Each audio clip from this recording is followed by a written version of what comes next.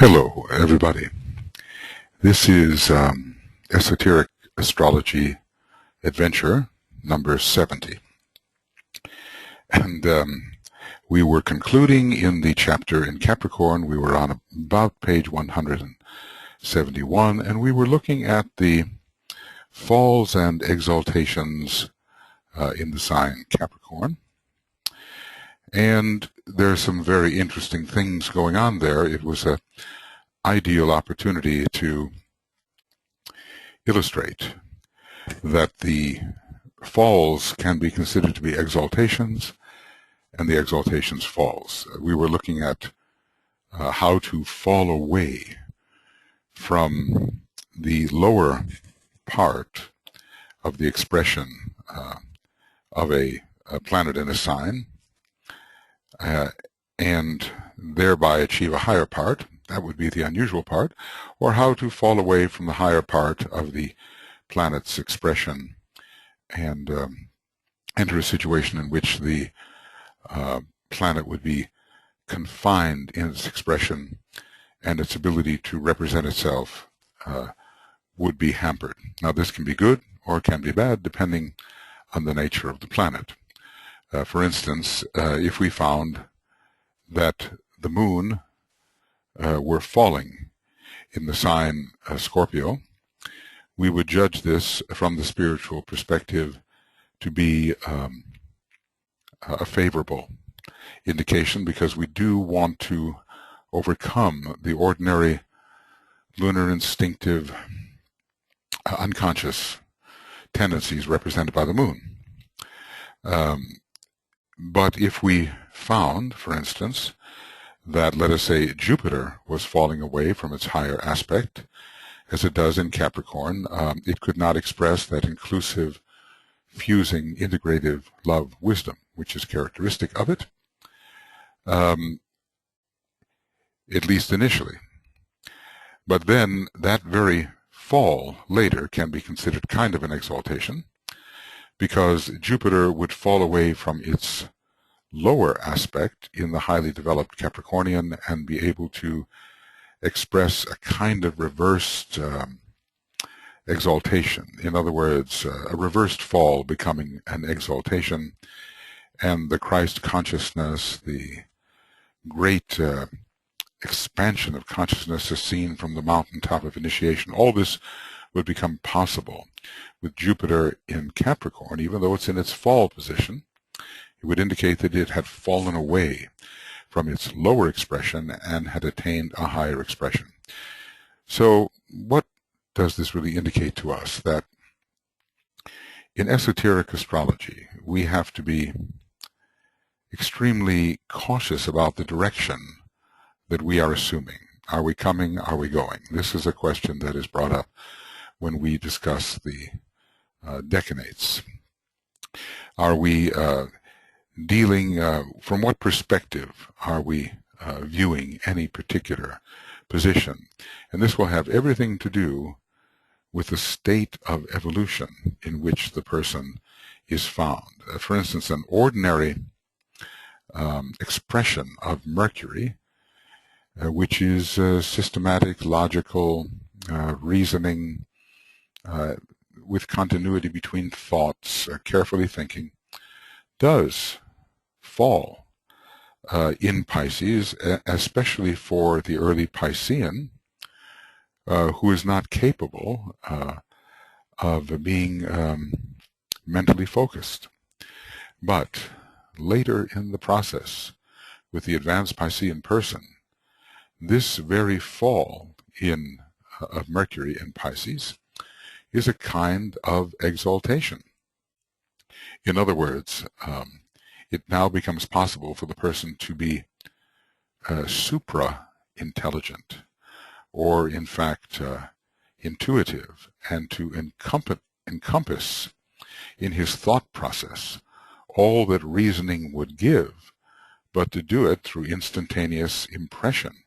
So in a way, that's hardly a fall. It's an elevation or an exaltation, a counterfall, as it were, an exaltation of Mercury to a still higher function than the reasoning function of the concrete mind.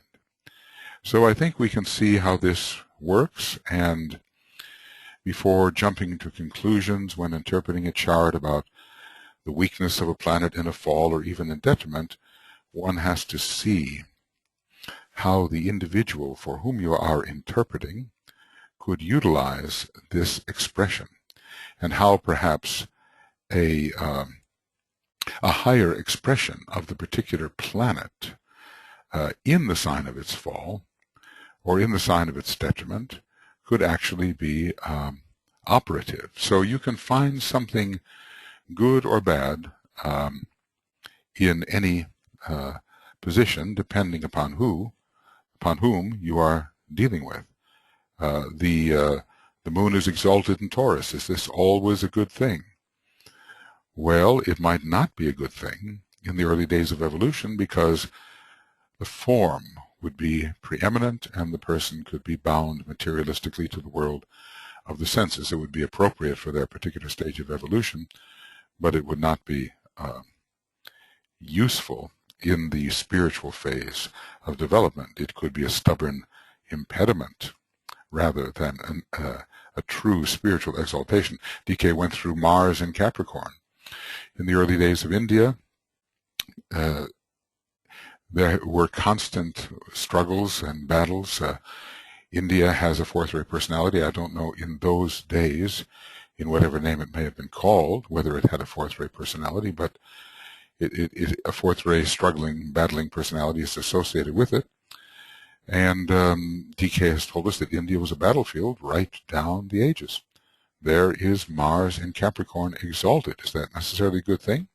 Well, it may be appropriate to the stage of evolution in which the struggling people found themselves, but later on, we would not look at that exalted indication as helpful in the spiritual path, unless, of course, the struggle were with the forces native to the underworld, and one was not representing the forces native to the underworld. So Mars in Capricorn, indicating all that type of struggle, could give us a heroic, spiritual, valorous exaltation of the potencies of Mars, but it would not be the kind of fighting in the lunar nature, in the realm of the personality or motivated by personality desires that occurred earlier.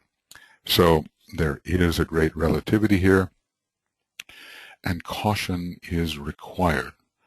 The major factor always in esoteric astrology is who is the individual with whom you are dealing, because the interpretation will change radically depending on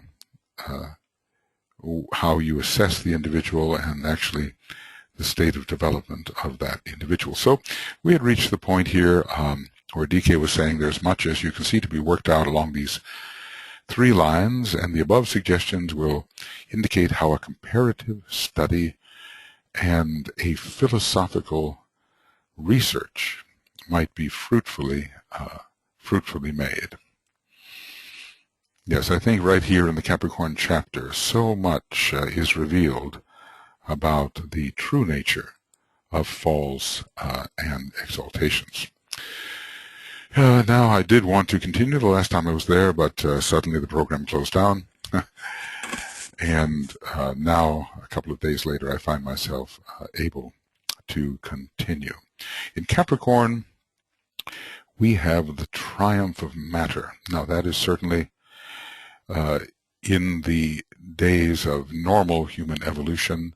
When you think about it, maybe normal human evolution lasts some normal human evolution could last some 20 plus millions of years, or even, let's say, more than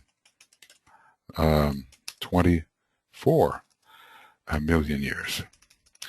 As I'm taking kind of an archetypal figure of 25 million years to represent how long it takes to bring the newly individualized human being to the state of mastership. Of course, that's a completely arbitrary figure, but it does tie in a little bit with the idea that our Earth humanity was individualized more than 21 million years ago, and still the great majority of the Earth humanity has not reached the point where it is spiritual in its orientation, and some millions of years may yet be required before that is possible. So this number 25 is very important. We see it in the dates at which the hierarchical conclave take place. We see this in the work of the theorist, ray theorist Stephen Pugh, who gives 25 as the figure for the fourth ray, 2.5, 25, 250, etc. DK uses this 25 frequently, 25,000 years for a Platonic year, 200 and 2,500 years to describe a lesser equinoctial age, a precessional age, 250,000 years for the revolution of the of our sun and its solar system, and perhaps, I think, accompanied by other neighboring solar systems around the Pleiades. So that's the fourth ray number, according to Stephen Pugh, and that fourth ray is naturally associated with the fourth grade of hierarchy and the fourth kingdom of nature. So it's a very important number, I think, when it comes to defining cycles in relation to the human kingdom. Okay. So in Capricorn, we have the triumph of matter, and it reaches its densest and most concrete expression. But this triumph is followed by that of spirit, however long after the triumph of matter occurs, the triumph of spirit eventually occurs. We do remember the extremes of this sign and how it is that the best and the worst of people are found here, and how the complete exaltation of the lower nature, after all, Mars, does represent every single lunar vehicle, every one that we've got, including the personality vehicle, the synthesis of all the lower three. So that is certainly the triumph of matter. But later, of course, the tremendous strength required by the would-be initiate as he ascends the mountain, Mars and Capricorn, definitely assists here. The normal ambition turns into spiritual ambition, and if that spiritual ambition is rightly motivated without egoistical tendencies or egotistical tendencies, then Mars in Capricorn is very useful. There is full expression of the earthly nature in Capricorn, but also immense spiritual possibilities. The word immense should not be taken lightly. I think the Tibetan is often, well, most often, very, very cautious about his words. Sometimes he simply says, now really pay attention to the words I've just used, because he's being especially cautious about those words. He's choosing them particularly. Excuse me. India, for instance, expresses a widespread degradation. This is certainly the case today, but at the same time, the heights of spiritual attainment. Think of it, India, a Capricorn country, personality-wise, of course, and also an Aries country in relation to its soul. Think of this, the two signs of initiation characterize India. Maybe there's some other countries, I think Finland actually here is characterized by Capricorn soul and an Aries personality. I don't know if there are any others that have those two signs together. But the heights of spiritual attainment, the idea of the guru, the idea of the transcendence of the Mahamaya, of the entrance into the state of true realism, the many great teachers that have come forth from India, these are all indicated as India's tendency to produce heights of spiritual attainment. A study of India, her history, characteristics, and spiritual qualities will reveal much anent the influence and possibilities of this sign. And I suspect, DK drops these hints here and there about what we might be able to undertake. They are projects, so to speak. For instance, when he tells astrologers to study statistically and to make statistically designed tests, that is an open door to a project. Here is another project, to study India and to see the revelation of the characteristics and spiritual qualities of the sign Capricorn. It won't always be, of course, spiritual qualities. There's going to be much in the early days that simply fall into the nature of characteristics. The triplicity into which this sign is divided, and which we call the decanates, is of particular interest in the case of Capricorn.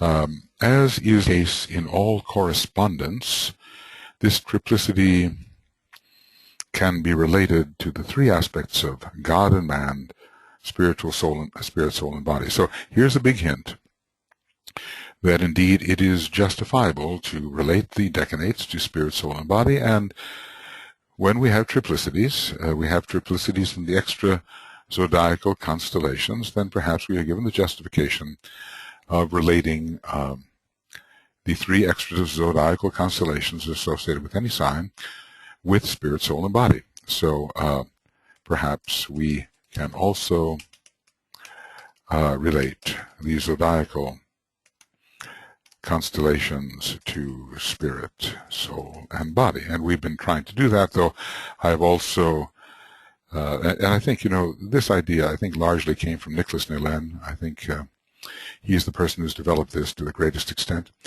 But I also seek to emphasize that whenever you are born in a particular sign, all three extra-zodiacal constellations do have an influence on you.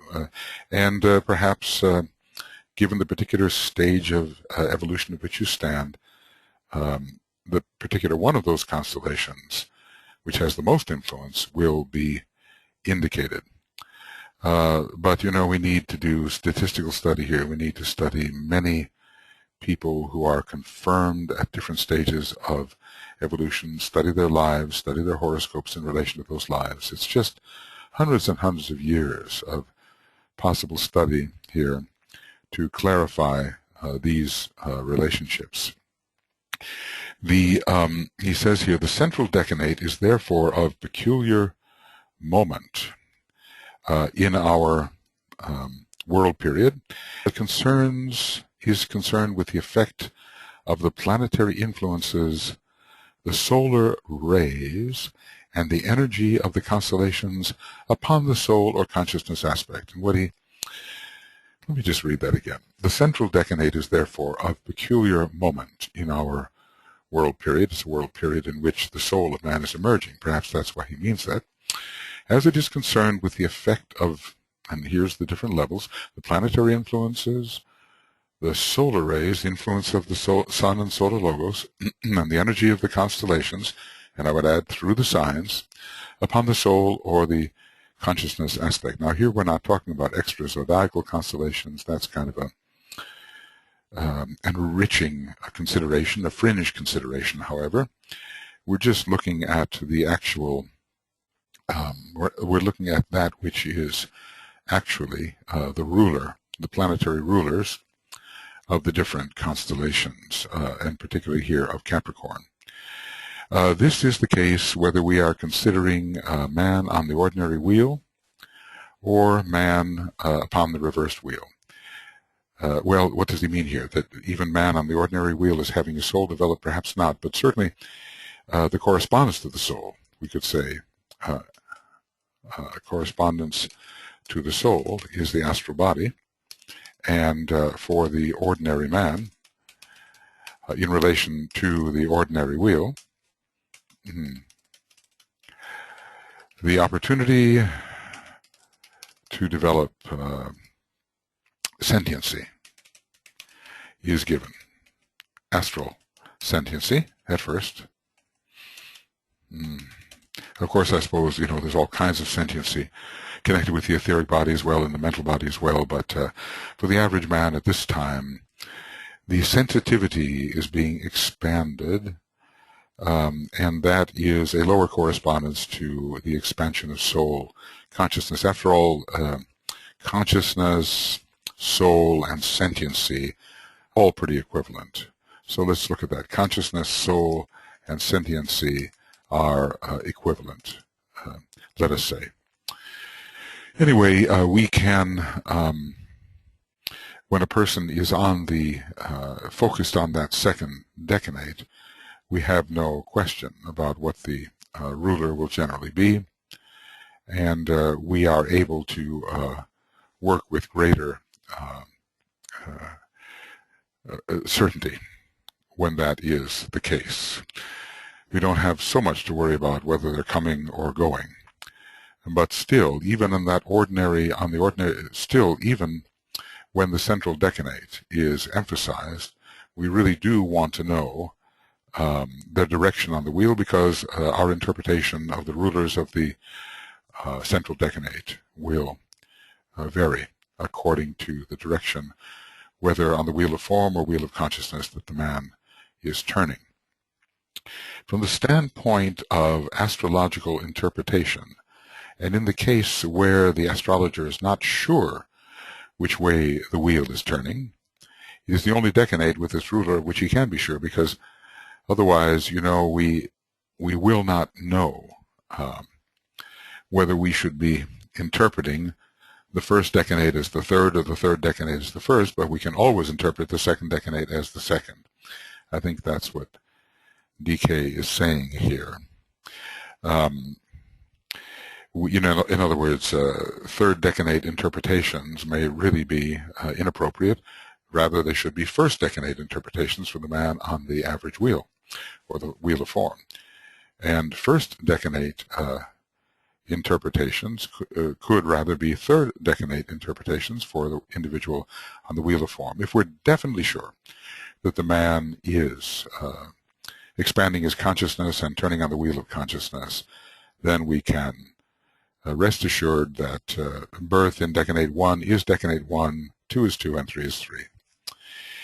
The influence of the ruler, says DK, is therefore inevitable. If we can be definitely sure about what that ruler is, sometimes even when discussing the second decanate, DK is a little bit ambiguous or veiling what he says,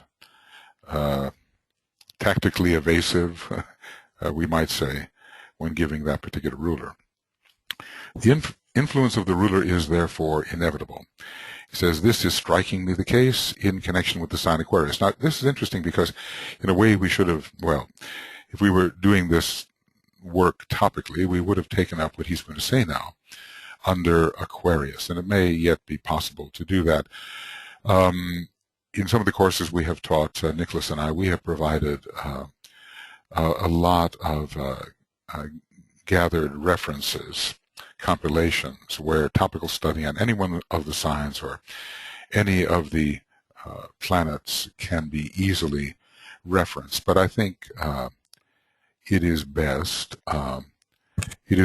to work with the book per se, as with the book per se, and in its natural order come all kinds of associations which probably would not be present in the strictly topical study. It's kind of a trade-off. You really want to do both. You want to read the book carefully and at a number of times study the sequence in which DK has offered his thoughts, and then also you want to extract related thoughts based upon a particular topic, and you want to see them all collated together, because new arcs of light can be created from these collated references. Okay, it's the only, from the standpoint of astrological interpretation, and in the case where the astrologer is not sure of which way the wheel is turning, and this, of course, you know, when you're dealing with aspirants to the mysteries, or let's just say aspirants, period, people who are just starting to reverse the wheel, it would be legitimate in a way to interpret the wheel as turning in both directions. Let me say that for people who are just beginning to reverse the wheel, interpretation of the decanates from both perspectives is legitimate, because you might have in a given decanate, in other words, the individual might be very much turning on the wheel in both directions simultaneously, and this does last for quite a while actually anyway, because even though our consciousness might be oriented in the counterclockwise direction on the reverse wheel, there's much about our form that continues to turn in the clockwise direction, and thus a frictional and rending process can occur, and we're very much aware that we have tendencies that are moving in the direction opposite to the way our consciousness, or our will and our consciousness, is determined to move, and there we have a life of conflict. And St. Paul particularly set this type of conflict in a very memorable form when in that saying where he called himself a wretched man that I am, who can save me from the body of this death, meaning in a way that aspect of the process in which the wheel was turning clockwise, even though his consciousness was steadfastly oriented in a counterclockwise direction. So it is the only decanate, the central decanate, with its ruler of which he can be sure, because we might be really needing to apply other rulers if we were uncertain in the first or third decanate. The influence of the ruler is therefore inevitable, and let me just say here, no matter what type of individual we may be dealing with, if we know the ruler, if we know the decanate ruler, we will be able to apply it to both types of individuals on both types of wheels. And that's what I really mean. We'll be able to, to both types of individuals on the two, turning on the two wheels. On the two wheels. Though we will be cautious, circumspect, and not give excessively spiritual interpretations related to the particular planetary ruler to those who are turning on the clockwise wheel. We still have to be cautious in terms of the level of influence by which we interpret the planetary ruler of the decanate. Anyway, he goes on, this is strikingly the case in connection with the sign Aquarius, into which our sun is now entering, or at least let's just say that there will come a time when the vernal equinox will be oriented towards the 30th degree of Aquarius. And could we see the stars behind the sun at sunrise on that day, wherever we are, we would see the sign Aquarius. Of course, we would see actually the constellation Aquarius. It would be an Aries moment, because spring would be beginning. But behind that point, which indicates the first day of spring and the very beginning of our zodiacal cycle, the constellation Aquarius would be seen. Of course, there's not a perfect alignment, as we know, between the 30-degree signs of the zodiac and the constellations themselves, which are often of varying lengths, greater or less than 30 degrees. But nevertheless, the general orientation towards Aquarius would be noticed. So this is strikingly the case in connection with the sign Aquarius, into which our sun is now entering. Its three decanates, Saturn, Mercury, and Venus, bringing inevitably difficulty, illumination, and brotherly love. Now this is especially, well, let's say, can we say it's especially for the disciple? I would say to a degree, this is so for all human beings, as long as we interpret the processes indicated here according to the level of the individual, because the difficulties of a disciple will not be the difficulties of the average man, and the illumination of the disciple will not be the growth in light and learning of the average man. And the type of impersonal brotherly love of the disciple initiate will not be the same as the growing sense of fellowship, camaraderie, good relations, etc., of the average individual. So we have to be careful how we interpret these words associated with the three decanates. Let me just go over here for a second, and we will see Aquarius. Yeah. Okay, I'll just try to get there. There it is. We did come in here before, but we have seen that when it comes to the wheel of consciousness, according to DK pretty much, Saturn, Mercury, and Venus are the rulers of the three decanates, and you can reverse these, and he's going to tell us about the way of reversing these. We studied this quite extensively. It's a whole profound study in itself, and a number of books, or certainly a large book, could be given to elucidating what DK and other decanate theorists and speculators have said about these positions. But anyway, we see Saturn, Mercury, and Venus, and right now in relation to Aquarius, Capricorn, in the Capricorn chapter, he's discussing Aquarius. Okay.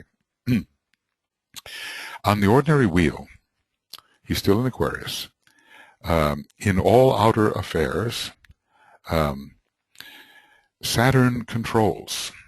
See, so in a way, we are not entering via Saturn for the ordinary individual. We're actually entering Venus, but the very fact that Saturn has a powerful connection with the first decade, and because we are entering the wheel from the perspective of the planet as a whole, Saturn is the controlling factor. Okay.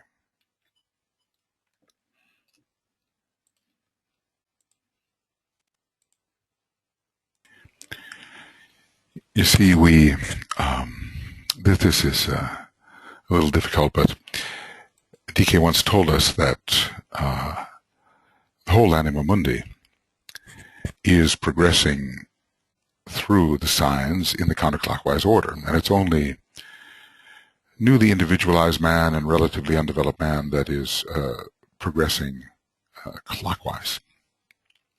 So in a way, the life on Earth is entering, life on Earth, including many kingdoms, is entering Aquarius via the first decanate. Even though the progression of the equinoxes, precession of the equinoxes, gives us an apparent regression as we move through the signs. The wheel is really turning in both directions simultaneously, and everybody is affected by Saturn in the first, in relation to the first decanate. Certainly disciples and spiritual people are being affected that way, but also the entire planet is being affected in that way, which does not prevent the average human being from coming under a lower expression of the planet Venus, which has to do certainly with the growth of the energy of affection, love and affection, and the stronger sexual energy, which is demonstrating all over the world at the beginning of the Aquarian age, an age which is ruled by Uranus in a way, which rules the sacral center. So we have Uranus and Venus, and we have many experiments in the field of sex, sexual orientation. We have all this uncertainty, which is in a way outside the realm of Saturnian law, but because Saturn does rule the first decanate in general, and because the whole planet in a way is passing through that, starting to pass through that first decanate, all of this will be brought more under the divine plan, which is ruled by Saturn, and under the spiritual will, through which is a type of Saturnian expression. So the many unusual, non-traditional, even deviant expressions under Uranus-Venus will be brought into line.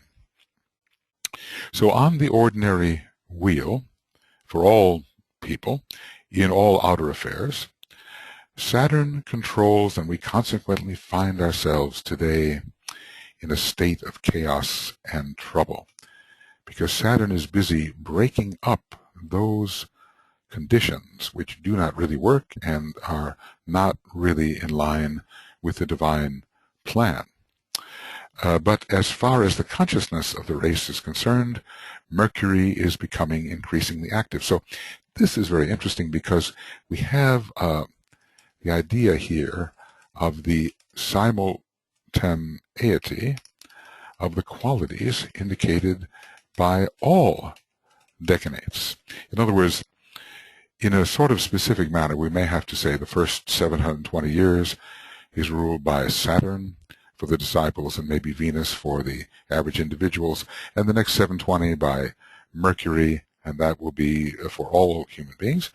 And then later for the disciples, it will be Saturn, rather, it will be Venus, a brotherly love, and for the average human being, the last 720 years of the age of Aquarius will be Saturnian and will present those difficulties which will make a real reversal of the wheel possible.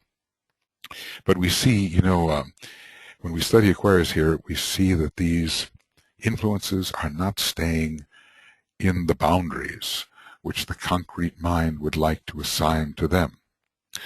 So DK appears to be contradicting himself in some ways, but it is not really the case. There are pervasive influences of all the decanate rulers operative at all times, because after all, people are born in Aquarius and their Aquarian nature is being reinforced, and they're born in all parts of Aquarius, so they're carrying in all the decanate rulers at all times. At the same time, there will be specific focusing of energy at certain times, as well as this pervasive influence. So on the ordinary wheel and in outer affairs, Saturn controls. Now it will be controlling the disciple in a different way, but it's bringing a general, as Aquarius comes in, Saturn as one of the decanates is definitely coming in, and so are all the others in a way, and will bring difficulties. And Saturn will bring chaos because it breaks up the old conditioning which doesn't work. And when you break up the old conditioning, of course, you don't have the usual patterns to rely upon. You're in a transitional period, and the result is chaos. It brings chaos and trouble, which is inharmonious condition, a conflicted condition, a condition full of friction, and fire by friction is operative on the ordinary wheel. But as far as the consciousness of the race is concerned, Mercury is becoming increasingly active, and this he seems to be indicating as a kind of Aquarian influence. So we were not really having to wait another 720 years and add 100 to it because we're not there yet in the age of Aquarius. So we're not really having to wait for that focal moment. But during that focal moment, when Mercury takes over, as it were, and during the next 720 years after that point, there will be a very focused Mercurian development of the race. And we will look back upon these days as very primitive indeed, as the wonders of the New Age begin to express themselves as they are intended. A steady illumination is taking place, and light is being thrown, light is being thrown on all problems. Light on government. You think sometimes of Mercury the illuminator in Capricorn for light on government, but indeed Aquarius has much to do with politics as well and government. Light on government and politics through experiments. There's that Uranian Aquarian word, and the study of great and basic ideologies. Study is a Mercurian word, and the ideologies come along with Aquarius. Because Aquarius, after all, is a very idealistic sign, and people do pursue in group formation great ideals when influenced by the sign Aquarius. So, isn't this interesting? He's discussing here what Mercury is giving to humanity simply because we're entering together the Aquarian age, and all the resources of Aquarius are becoming available, not as focally and powerfully as they will at certain designated times, but they're all becoming available at this time. Light on the material nature of the world through the many branches of science, remembering that the fifth ray is coming through Aquarius, remembering that Aquarius itself rules on the cosmic physical plane, the lowest of the creative hierarchies, which provides the life aspect of matter. Now, we have to remember as well that it's very possible that each one of these signs of the zodiac rules different hierarchies on different ones of the cosmic planes. And as I have indicated, the Finnish ray theorist and cosmologist Raimo Kelloharju has written 2 books. One of them is The Revolution of Reality, and the other is a word like revolution, maybe relativity or relation of reality, something like that. 2 books, very complicated, very much the product of the third ray, but very interestingly placing zodiacal influence at specific points on each of the cosmic planes, just as DK places them at specific points on the cosmic physical plane and on the lower 5 subplanes of the cosmic astral plane. So, Raimo has extended that possibility strongly, and certainly under the third ray, getting us to think about those things in ways which very few people would otherwise address. So a steady illumination is taking place, and light is being thrown on all problems, light on government and politics. We're living in that time right now. Just think of how we are thinking about our political systems at the present time, whether dictatorship or democracy. This is the one that's really focal at the moment, at the time of all of these revolutions that are occurring in places where dictatorships had been well entrenched. If you think about the fact that Uranus has gone into Aries, and Aries is that authoritative first ray sign which tends to say, I speak, you do. Here we're having the overthrow of dictatorship. Where, because you might say that Leo is the sign of the foremost dictator, and many dictators have been found in Leo, but also in Aries, the 2 signs in which the sun has its maximum power, being exalted in Aries and being the ruler of Leo. So here the overthrow of dictatorships, Uranus in Aries, bringing in the Aquarian influence, because Uranus is very much also the ruler of the sign Aquarius, and it is bringing this democratic influence into the Aretian areas where dictatorships had held firm. Now, also, let me not forget that Aquarius is not only the sign of democracy, it's also the sign of hierarchy. And there is a kind of a meritocracy which comes in under Aquarius. So can we envision the time when democracy and meritocracy will both be operative simultaneously? And I would say we can if we have an enlightened voting public, because then they will see the necessity of meritocracy, and they will throw their will on the side of sustaining that hierarchical meritocracy. See, the reason so many people rebel against hierarchy today, or just the whole idea of hierarchy, is it's not been a meritocracy. People who maybe haven't earned the right to stand at a particular hierarchical position are there simply through heredity or through the power structure, something that's put them in that position which they don't really deserve by merit. and that has crushed out the expression of human free will, having to submit to a false hierarchy which simply imposes its will, and oftentimes a less illumined will, upon people who have still greater illumination.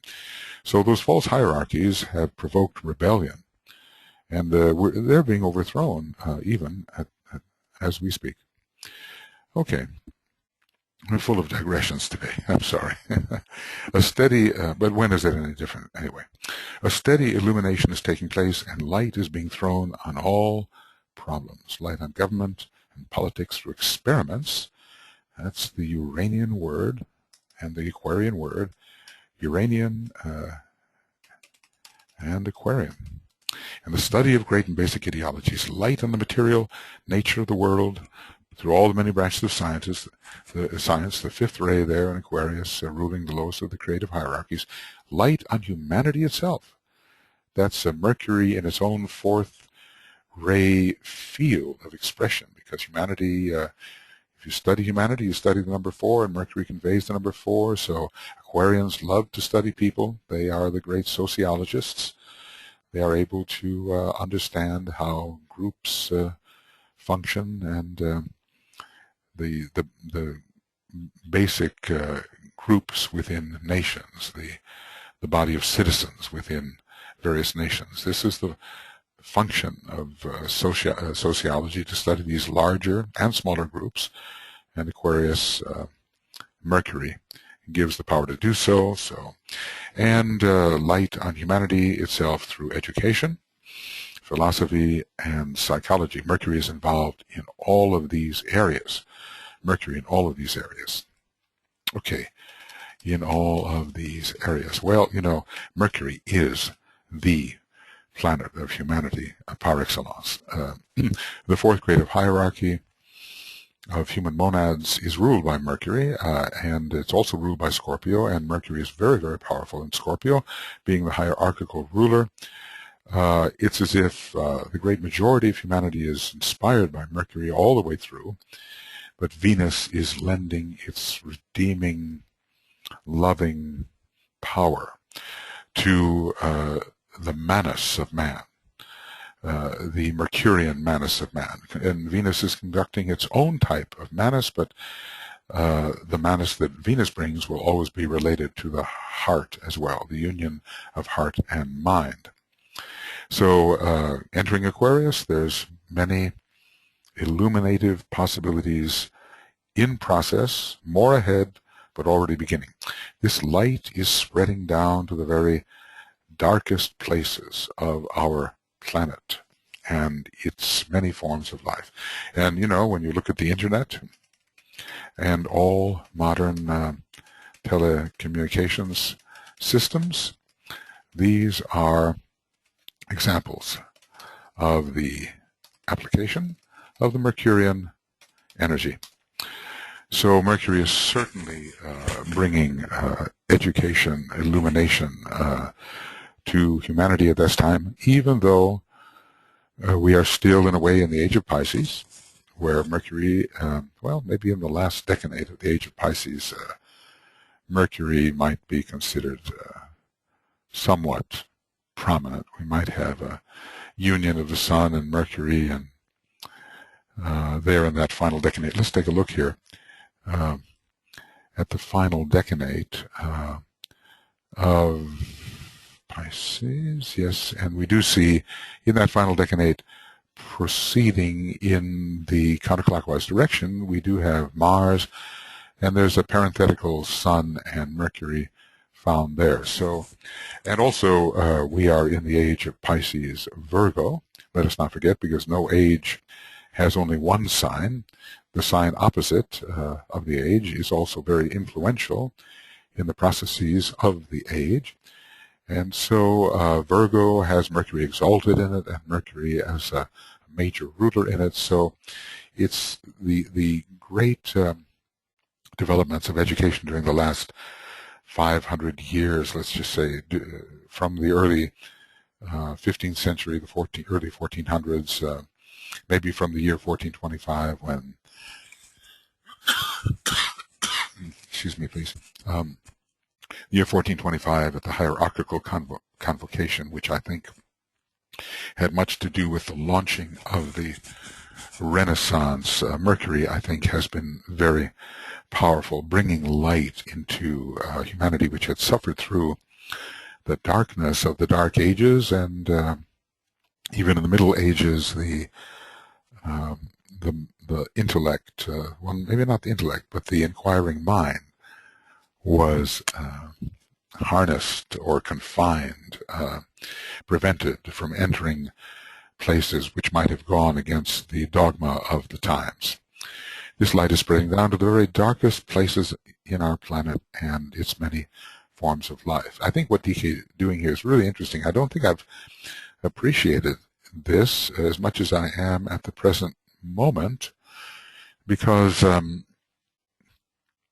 I see that he's telling us something about time and sequence. You know, after all, Uranus, which is the major ruler of Aquarius, it even shows up hierarchically in a veiled form, is the planet of simultaneity. And there's something about the universality of Aquarius, that objective, universal love or universality, which is related to the factor of simultaneity, of everything happening at once, especially in the world of ideas, where you receive the idea, which does have to be unfolded sequentially in time, yes, but all of the factors contained in the idea are revealed to you in the same flash of perception.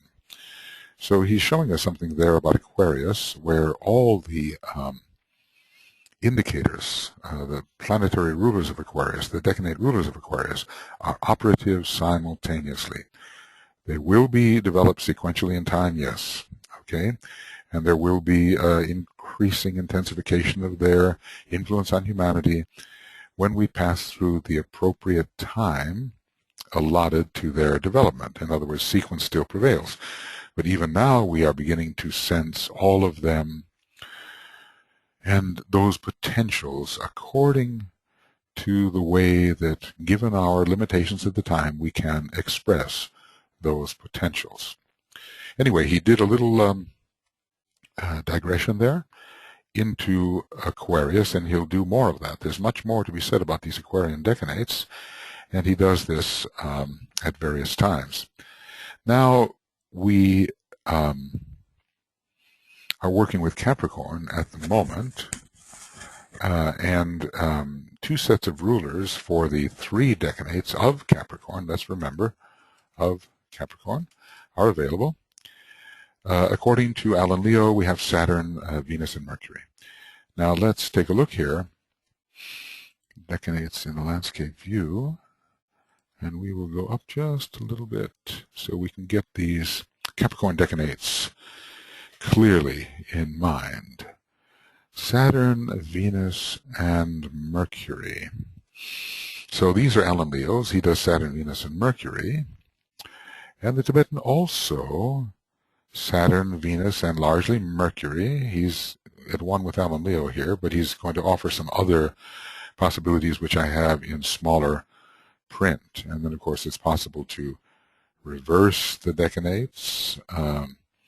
If you are entering on the clockwise wheel, coming into the normally third decanate as if it were first, and then using the method of Safariel, where we are progressing by lessening periods around the Earth in the geocentric system, Jupiter, Mars, and Sun. Let's see how DK discusses this, because he's never, he's never entirely predictable. You think that he's going in one direction, and then he strangely begins to validate a system which he usually invalidates as being really quite exoteric and non-applicable to the spiritual person. Then suddenly he will validate the decanate rulers indicated by that system. So we have to proceed very carefully. According to Alan Leo, we have Saturn, Venus, and Mercury. According to Safariel, as I just showed you, we have Jupiter, Mars, and the Sun. And of these two, the first is the more correct and the more esoteric. Well, notice the relativity there. He is not saying that Safariel is completely incorrect. And so you know, Safarial is the representative of an ancient Chaldean system, which from the geocentric perspective is very valid. We are progressing through the rulers according to their lessening periods around the geocentrically perceived solar system. We're taking it all from the point of view of Earth and the periods around the periods apparently around the planet Earth. The Moon has its own period. Mercury has a period. It's a little bit. It's greater than that of the Moon. The Moon is the fastest, and then Venus's period is still greater, and Mars still greater, and Jupiter, and then Saturn, and then we come back again. Or we conceive.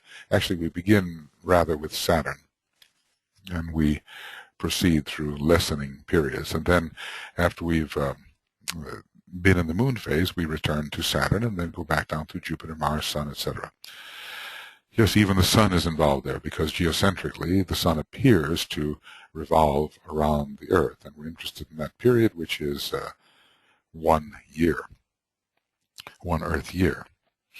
Really, the Earth around the Sun 1 year, but the Sun appears to revolve around the Earth in the 1 year period, at least through the signs of the zodiac. Also the daily perception as well. So of these two, the first assignment here by Alan Leah was the more correct and the more esoteric. Now, DK says the true rulers are Saturn, Venus, and the Sun. So let's go back here, and what we should really do for the Wheel of Consciousness, as DK describes it, is that we should take this term, the Sun, and bold it, and bring it into a higher, a higher effect. The true rulers are Saturn, Venus, and the Sun. And so in a way, DK is borrowing slightly from Safarial, because Jupiter, Mars, and Sun indicate that the third decanate, from Safarial's perspective, is the Sun. So now let's look at what he says about this. You know, the last decanate of Capricorn is so tremendously solar. It's so initiatic. It is the place where initiation really occurs. But we have to look at a triplicity of planets and the relationship to light to understand how initiation occurs, especially the third initiation, of which Capricorn is emblematic, iconic for the third initiation. The true rulers of Capricorn are Saturn, Venus, and the Sun. Saturn, you know how it goes here. I'll show you. We have the Capricorn decanate. It's solidly Capricorn, therefore Saturn. We have the Capricorn sub-Taurus decanate, therefore it's Venus. We have the Capricorn Virgo decanate, so it's Mercury. But here is where DK relies upon the idea that Mercury and the Sun are one. And I think he'll say that, and I'll just put that in as a little bit of a reference. Mercury and the Sun are one. He relies upon that conversion here in this third decanate of Capricorn. Okay. Now, I would remind you, oh, well, there it is.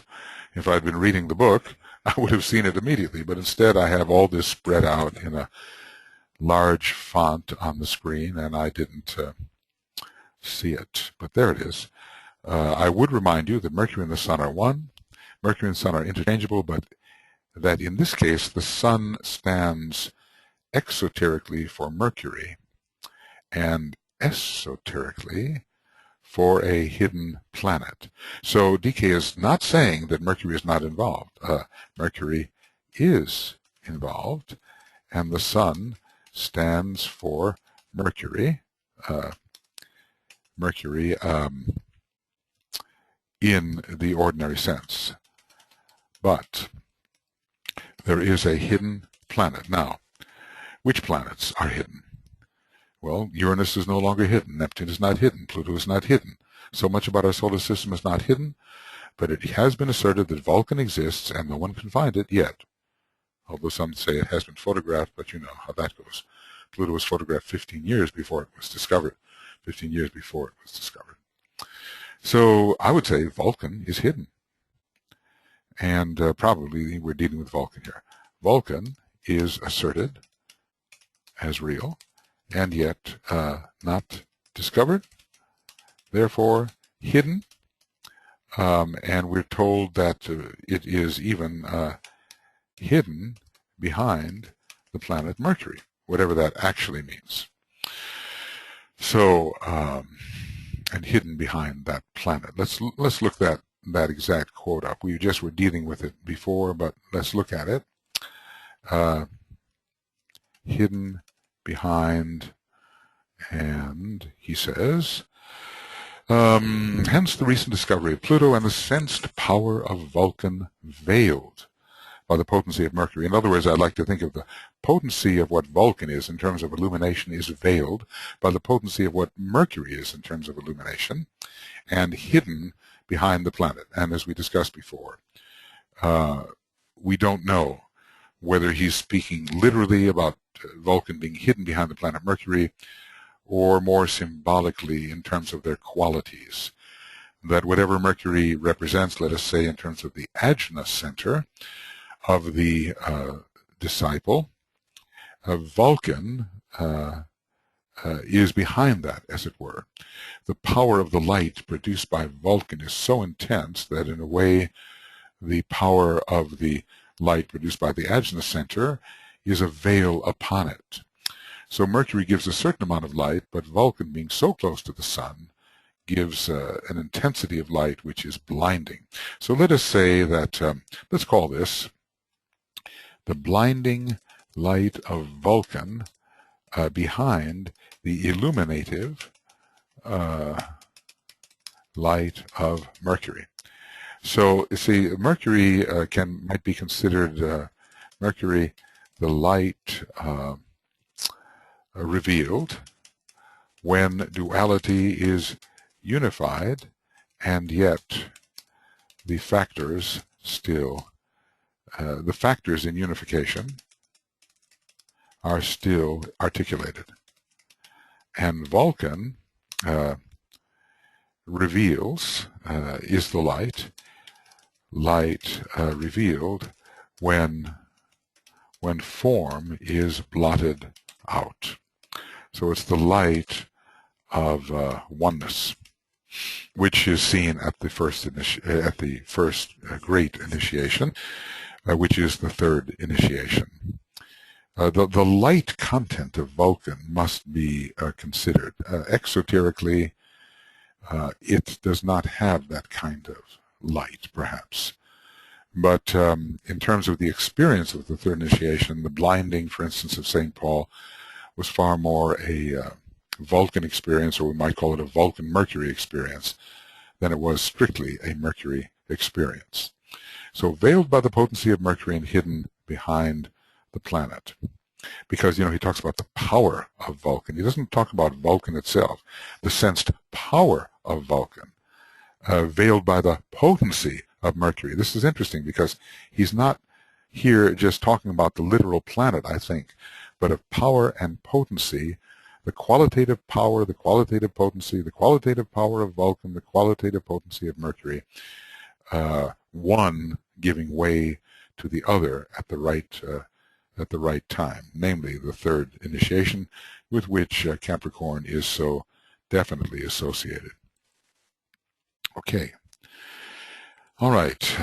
So we know that there are a couple of these rules in the rays and initiations where we're talking about blotting out the light of form, and that's Rule 5. Vulcan is involved in that. Vulcan, in a way, as a substitute for the sun Vulcan, involved there. And in Rule 9, there are no other cells, there is no color, only light. And then hiding all difference, blotting out all form. Those phrases are found in Rule 9, blotting out all form. Vulcan is very good at that. Okay, but then of course one has to come back and see the light of form in the light of oneness. And that is what the initiate can actually do. Saturn, which is the ruler of the, apparently of the first decanate here in Aquarius, in Capricorn rather. Yes, Saturn, okay.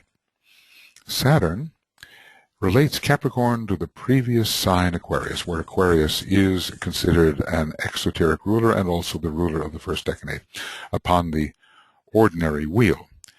And Jupiter, exoterically understood, relates Capricorn to Sagittarius upon the reversing wheel. And here's a big hint, So, is there an influence of Jupiter in Capricorn, and especially in the first decanate, or the first, the first decanate, counterclockwise. Okay, so after all, what is Jupiter doing in relation to Capricorn at all? Jupiter falls in Capricorn, and yet DK seems to be implying that Jupiter is connected with the first decanate of this Capricornian constellation. Saturn in Capricorn, as the ruler and as the esoteric ruler and as the ruler of the first decanate, relates Capricorn to the previous sign Aquarius, where Aquarius is both an old-fashioned, in a way, ruler of Aquarius, definitely an exoteric ruler, and also the ruler of the first decanate upon the ordinary wheel. Okay, and Jupiter, exoterically understood as perhaps it would be in the first decanate of Capricorn, relates Capricorn to Sagittarius upon the reversing wheel. Well, in general, we'll have to see, whether the reversing wheel here may be considered the way we are looking at the decanates here. Jupiter is exoteric in Sagittarius, but is it kind of an esoteric decanate ruler in Capricorn? That is the question. Okay, this is one of those enigmatical places where it does seem he is relating Jupiter to Capricorn, and thereby connecting with Sagittarius. Of course, there are other ways to connect Capricorn to Sagittarius, but this seems to be one of them. One of the ways is, of course, via the third ray, which Capricorn has so much of that, the third ray, and so does Sagittarius through its esoteric rulership by the Earth. It will be obvious. Okay, well, he's not going to say more about that. Now, what we've done here in the decanate chart is we've put Jupiter as kind of a alternative ruler of this first decanate. And the question is it exoteric or is it more esoteric in its position? It is interesting that there is a crisis involved with Capricorn, which is called the crisis of expansion. From the top of the mountain, of course, there is a great expansion of consciousness, and Jupiter is involved with all expansions. So, and the whole idea of panoramic vision, seeing all around, all through, in a completed way. This is very Jupiterian. So we can actually relate, I think, Jupiter to Capricorn in terms of this crisis. Let's see if I can find, well, maybe there's one. There it is. The crisis of initiation, and the quality conveyed is expansion, and the constellation is Capricorn. Therefore, what page is this? 472, yes. And therefore, relating Jupiter to the experience in Capricorn, the expansive experience, I think is legitimate. But anyway, DK is pointing at something. We'll see whether he develops it later. upon the ordinary wheel, which is exoteric, yeah. And Jupiter, exoterically understood, relates Capricorn to Sagittarius upon the reversing wheel. Well, what I get out of this is that the presence of Jupiter as a decanate ruler of Capricorn is an esoteric consideration. I'll just put that down.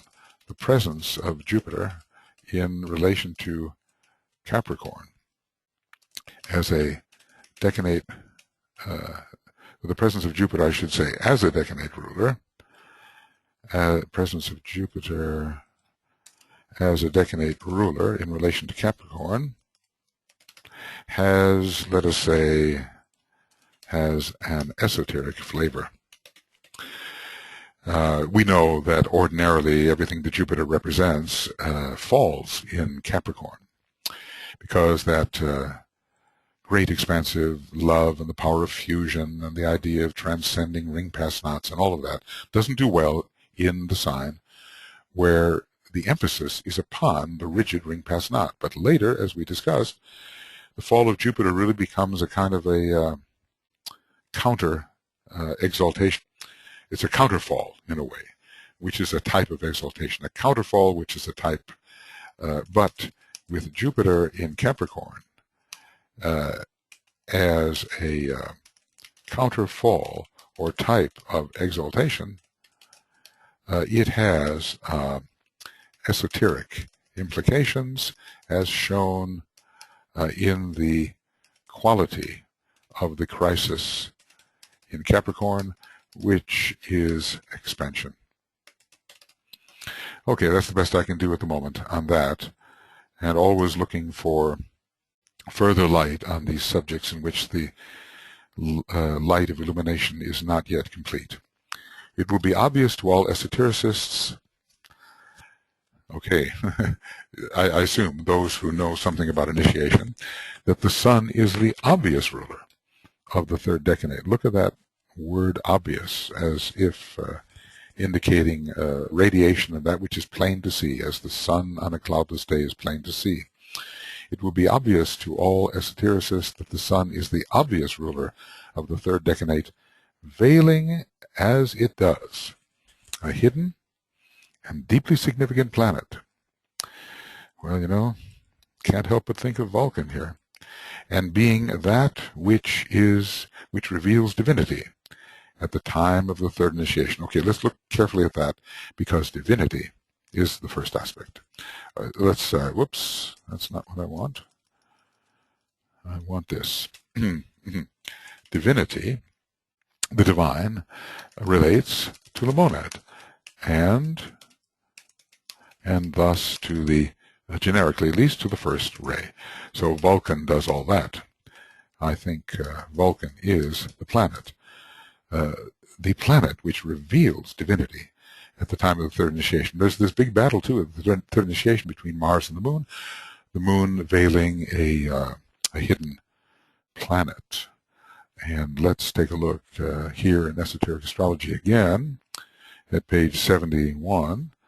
And we see at the third initiation the moon veiling a hidden planet, and Mars brings about a fearful conflict. But at the end, the man is released from personality control, because it's the spiritual will that controls them, and it is Vulcan. So my best estimate here is that Vulcan is the planet, a hidden and deeply significant planet. I really want to make those rather larger in the font, because they are so impressive to me, anyway. That which reveals divinity at the time of the third initiation, when the ancient authority of the personality is ended, and then what authority is taking over? It's the authority of the soul, isn't it? And Vulcan represents the will of the soul. The first ray soul of Vulcan, representing in general the will of the soul, regardless of what the ray of the soul may be. So the sun is there. It kind of stands for the illumination of Mercury in a way, and it stands as well for the blazing, obliterative light of Vulcan, blotting out all form, blotting out the light of form at the time of the third initiation. Of course, when you're lost in light supernal, You have to come down. I wouldn't even, I would also blend Venus light with that. I would say, look, at the third initiation, at the third degree, you have Sun, Mercury, Vulcan, and Venus all fused. Because we cannot forget that light upon the mountaintop as related to Venus with its hierarchical position in Capricorn. So there is a huge light, and we call it light supernal, in which you can be lost. He who faces the light is blinded and stands within its radiance, is blinded to the issues of the world of men. He passes on the lighted way towards the great center of absorption. He's lost in the light supernal. But he who feels the urge to pass that way, yet loves his brother on the darkened path, revolves upon the pedestal of light and turns the other way. He faces towards the dark, and then the 7 points of light within himself transmit the outward streaming light, and lo, the face of those upon the darkened way receives that light. For them the path is not so dark. Behind the warriors, twixt the light and dark, blazes the light of hierarchy. So the intense light, obliterative light, the light which destroys the sense of duality. Let me put it like that. Vulcan in relation to the light which destroys the sense of duality. The overcoming of subject and object, all three of those planets are involved, Mercury, Venus, and Vulcan, in the overcoming of subject and object. Mercury fusing all perceptions into a unified field, Venus giving the power of contemplation in which the subject and object are merged, and you find yourself identificatorily inside the subject, as it were. Neptune taking it even farther, and Vulcan blotting out relationship in a way, so that all related things become as one. This is an experience which the third degree initiate is passing through, and everything that's been written about the third degree talks about that. I know all souls are one. I dwell within a world of unity. I know all souls are one. From the ancient Atlantean catechism, or at least from the ancient Atlantean chant given at the time of the third initiation. So all of this is happening in Capricorn. It's a real synthesis of energies coming together. Capricorn is a major sign of synthesis. We can understand what a person perceives on the mountaintop. It is a synthesis of many, many factors which could not be perceived in synthesis at the base of the mountain or even on the way up the mountain. You will note how in this great sign of initiation, Saturn reveals the nature of the third aspect of divinity, which it should, being the third ray monad, indeed, the nature of intelligent substance. So that as the exoteric ruler and even as the esoteric ruler, Saturn is revealing that which has to be brought into illuminative relationship with the soul, the second aspect of divinity.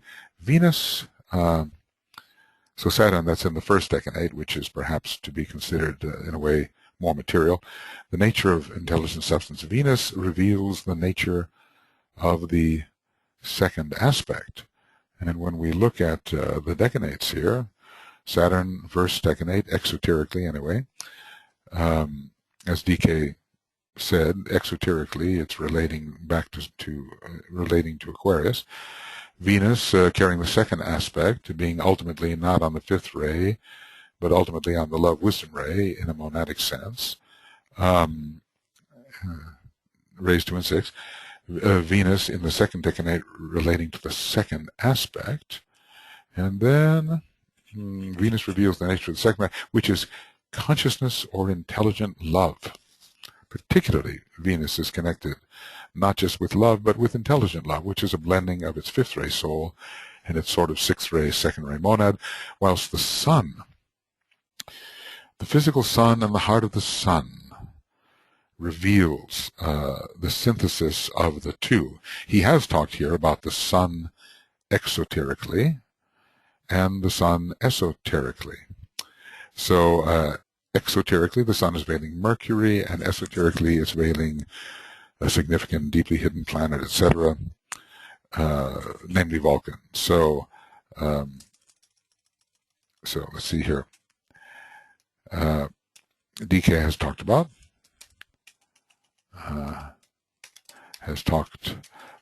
the sun veiling an exoteric planet and an or if not veiling, at least standing for an exoteric planet, which in the case exoterically is Mercury, which is the normal ruler of the Virgo decanate, and esoterically for that deeply hidden planet, as DK described it, a hidden and deeply significant planet, for esoterically for Vulcan. Now, notice this, how interesting. It kind of involves Virgo, doesn't it? And esoterically for a significant and deeply hidden planet. Does it say deeply hidden? No, sorry, a hidden and deeply significant. Okay, for a hidden and deeply significant. Hidden and deeply significant planet. Okay, notice that Vulcan also is a ruler of Virgo. Let's just say Vulcan, hypothetically. Okay, so note that Vulcan is a esoteric ruler of Virgo. And all of this is in relation to the moon. So let's just say in the third decanate, the sun and the moon, representing substance, are coming together. The moon representing the third aspect. Okay. The moon representing the third aspect. So there is somehow a fusion of the sun and moon at the third initiation in this third decanate. And let's just say that the head center and the ajna center are coming together. In this case, we have the moon at the ajna center, representing the synthesis of all personality energies, and we have the sun at the crown center, in a way veiling Vulcan. So it's the merging of Vulcan and Venus, it's the merging of the sun and the moon. Many energies are coming together in synthesis at the third initiation, and we see this dramatized. In another way, it's rather Sphinx-like, because we have Leo, the sun, and Virgo, that's wrong, Virgo, the moon. So the sun and moon, the Sphinx, Leo and Virgo are all joining here at this high initiation. Yeah, so the solar fire represented by the sun with electric fire latent within it is co-joining with the fire of substance of the third aspect represented by the moon, and the moon and Saturn being closely related in terms of the third aspect. Even when you look at the glyph for Saturn, you will see the moon in it. The cross above the moon, the cross above consciousness represented by the moon. That crescent oftentimes represents consciousness, but not the fullness of spirit. So there are so many interconnections here. Basically, at initiation, we are progressing from the third aspect to the revelation of the second aspect, and at this climactic moment of the transfiguration, the first aspect as well is revealed, and Vulcan is responsible for revealing the first aspect. I'm surprised in a way that DK didn't talk about the first aspect. He said, whilst the sun, in this decanate, the physical sun and the heart of the sun together reveals the synthesis of the third aspect and second aspect. That we do need. The synthesis of the 3 and 2, the 2 and 3, it's even like, in music, it's like the major fifth. Well, in a way, there is nothing other than the major fifth. There's the fifth. But in music, let's just say, in music, you have the 2 and 3, and the 3 and 2, and it represents the vibratory relationship of two of the notes, which produce the fifth, which is the interval of the soul. Okay. So much is happening there at that climactic moment, and it's all going on in the third decanate of Capricorn. And Venus, in a way, is preparing for that as the ruler of the second decanate, but we should not exclude Venus from the third decanate of Capricorn. At least its influence is prominent at initiation. It represents the fifth ray, and the third initiation is particularly bestowing the fifth ray, or let's just say that under the influence of the fifth ray, the third initiation is occurring. The fifth ray, the second ray, the first ray, they all seem to be involved in elevating that which is ruled by the third ray into a higher vibratory condition. Wow, it's so interesting. The key words upon the ordinary wheel, let's see. I think, no, I have to pause now. I cannot go on with this until we look more closely at the decanate situation in Capricorn, which we've been doing in various ways. Now, I will go to the decanates and landscape view, and we will see, we will see Capricorn, Capricorn, Capricorn sub Taurus, Capricorn sub Virgo, and looking at Mercury and Vulcan relationship in Virgo. Mercury and the Sun are one, and I want to say here, remember Virgo and its two levels of rulership. Then we look at the constellations that have been given, extra-zodiacal, Sagitta, the arrow, and Alice Bailey will describe that a little bit, or someone who is writing later. After Alice Bailey died, they completed the book. Delphinus, the dolphin, and Aquila, the eagle. Now, we're associating them with the first three decanates. Extra-zodiacal constellations. So let's take a look at these extra-zodiacal constellations, and then we will look at the planets that have special influence at certain times of the development of the life of the person who is experiencing the Capricorn energy. So we'll just pause for a moment.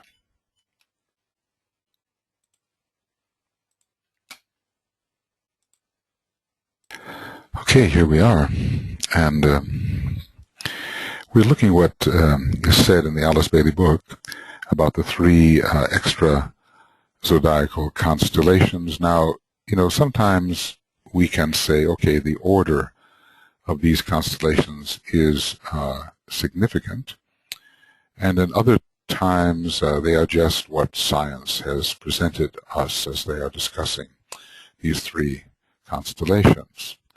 So there are three constellations connected with the sign Capricorn. One is called Sagitta, the arrow. Okay, it seems that we are mentioning these in a certain order. But remember, Alice Bailey didn't write this. This was written after she had passed on. It has no connection with the sign Sagittarius. Well, I wouldn't go so far as to say that. I would say it does, actually. In that sign, we had the bowman with the arrow whereby the achieving aspirant pierced the personality. There is a piercing, and even in Sagittarius, the piercing of the heart is involved, as it is here. Here you have the arrows that come from a cosmic source, piercing the heart of the Son of God, called the Christ, the nearest to us of the great Saviors, a man of sorrows and acquainted with grief, and he was pierced by the arrow Sagitta, the cosmic arrow. Okay, we're going to see here that there is a connection of Sagitta with Saturn, the planet of sorrow, the planet of pain. This is the planet which is one of the four lords of karma as given in externalization of hierarchy. I've gone over them before.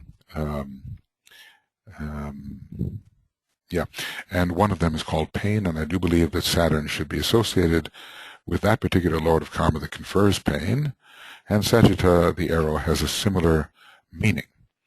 Okay, now going on, right. The Hebrew name for this arrow means the desolate one. It almost sounds like the abandoned one, the lonely one, the isolated one. Again, all of these are, we have Saturnian meanings. And the path that every disciple treads is necessarily a lonely one.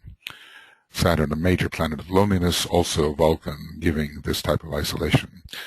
The path of the initiate is more lonely still. The path of a world savior is the most lonely of all.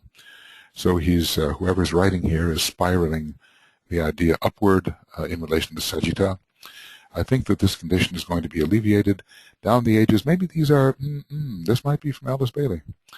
Maybe it's from a different lecture, perhaps, because some of the material from her lectures were gathered together and put here. So I think we, because she used the word I, and I think, only Alice Bailey would do that in this context.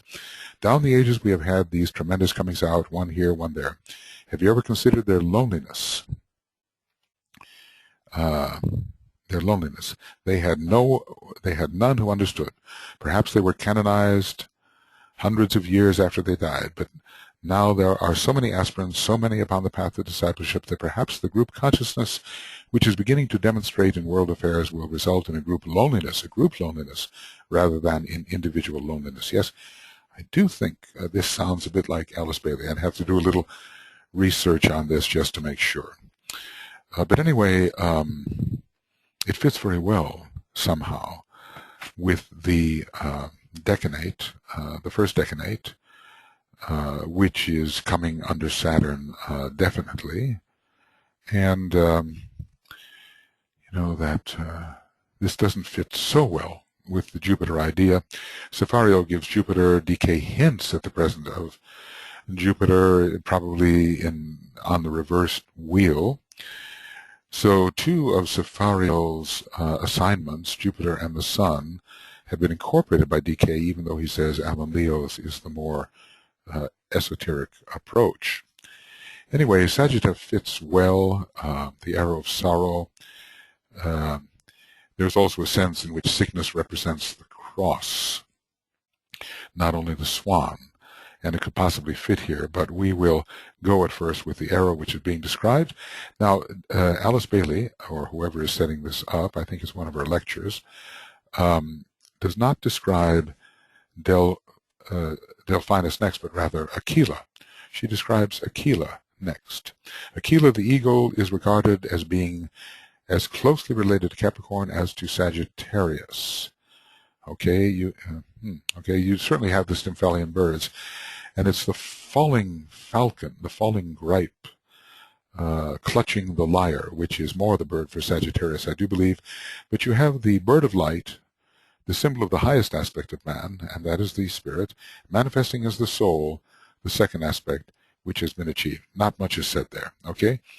And then in Delphinus, which I don't think we should relate to the third decanate, but rather to the second, in Delphinus you have a very interesting constellation that holds in it an amazing piece of symbolism.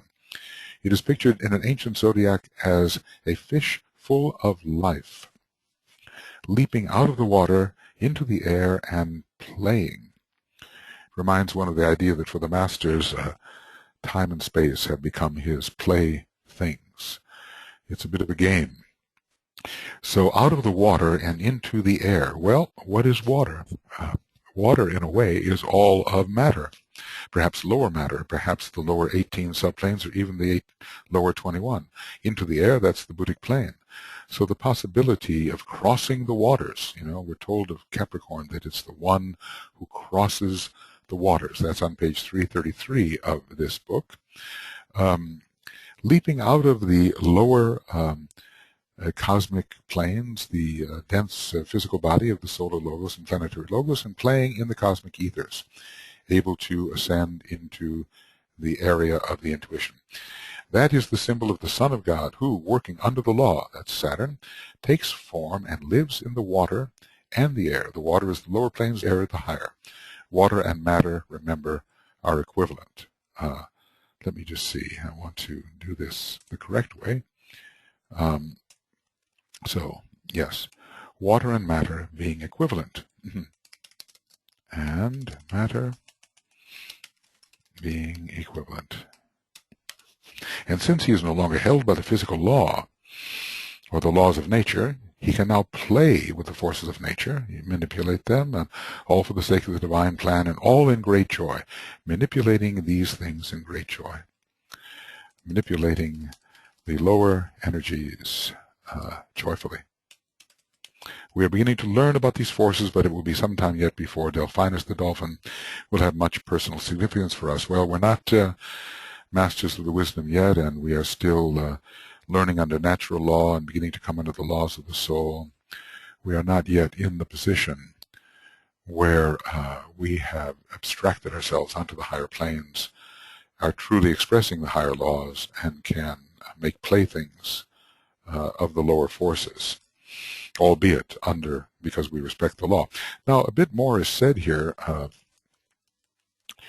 Let's see. This is this is from the Wikipedia, I believe. We have here again Sagitta. Okay, let's see what more conventional scholars have to say about this. Once these were clutched in the claws of the ego.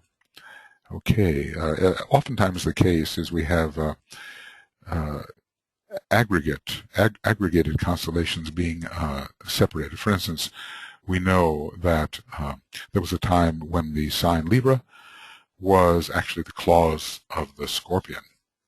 It is not anymore. It's separated, classed as a separate constellation. Sometimes we might wonder about Ophiuchus, the serpent holder. He's holding the serpent. Is there a difference between Ophiuchus and the serpent? So we have to look at the prevailing perspective of the times, because sometimes parts of constellations will be separated into distinct constellations. It seems to be happening here. Once clutched in the claws of the eagle, but now classed as a separate constellation, Sagitta lies as a lone arrow.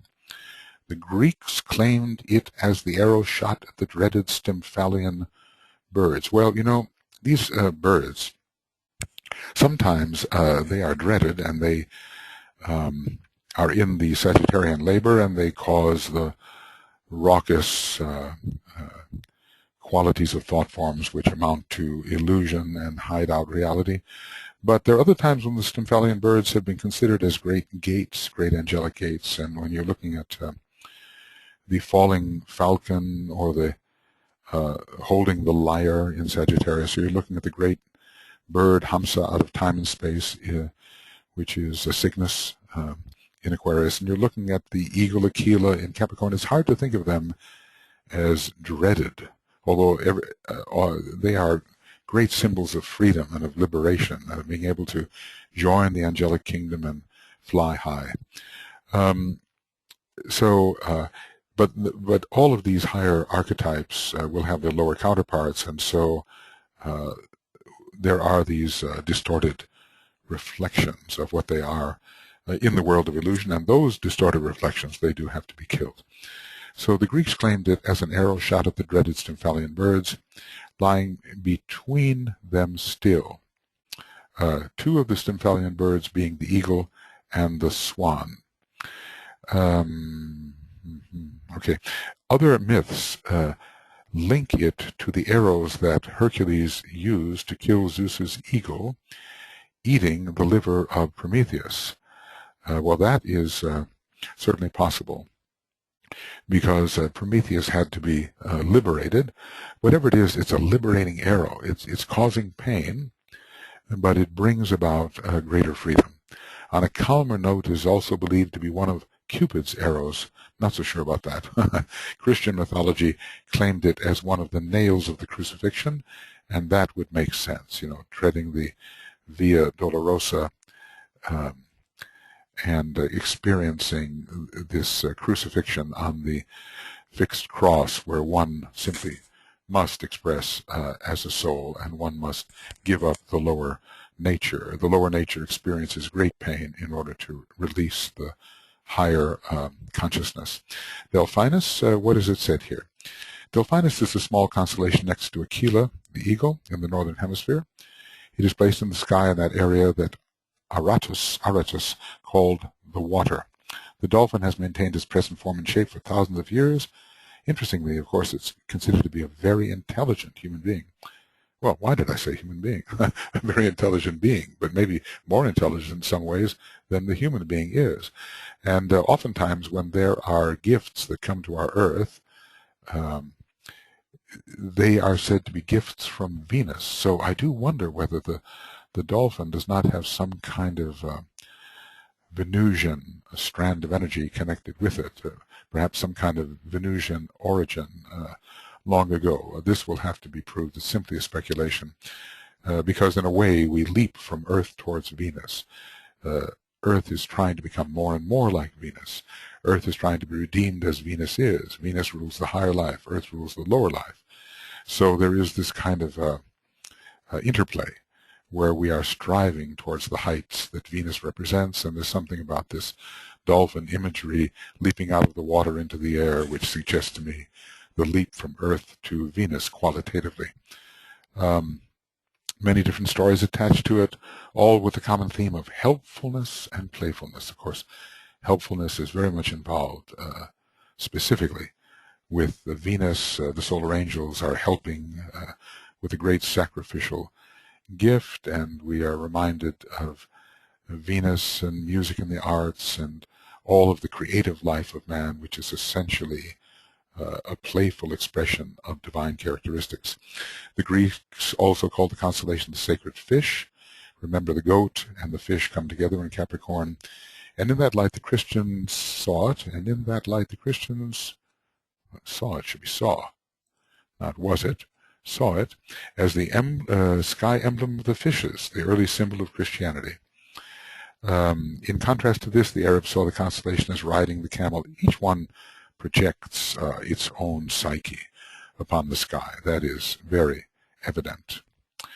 Okay, and then Aquila, in this general description, the constellation is part of the group in the northern sky which consists of three birds: the eagle, Aquila, the swan, Cygnus, a third renamed in modern times, Lyra, and the arrow Sagittarius. But Lyra is not, it's the falling gripe or the falling falcon.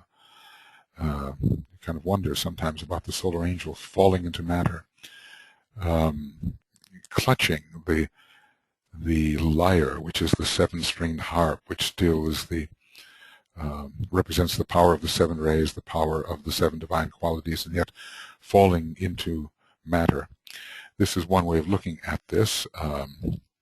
Sometimes, as I said before, when I look at Cygnus and Aquila, I don't know which should be higher. I know that Cygnus has a mythology connected with the soul, definitely, but there's also the Hamsa, the bird outside of or out of time and space, and it represents the totally liberated spirit. But for the moment, we consider it related to the soul, as Alice Bailey describes, and then Aquila with its first-rate implications related to the eagle.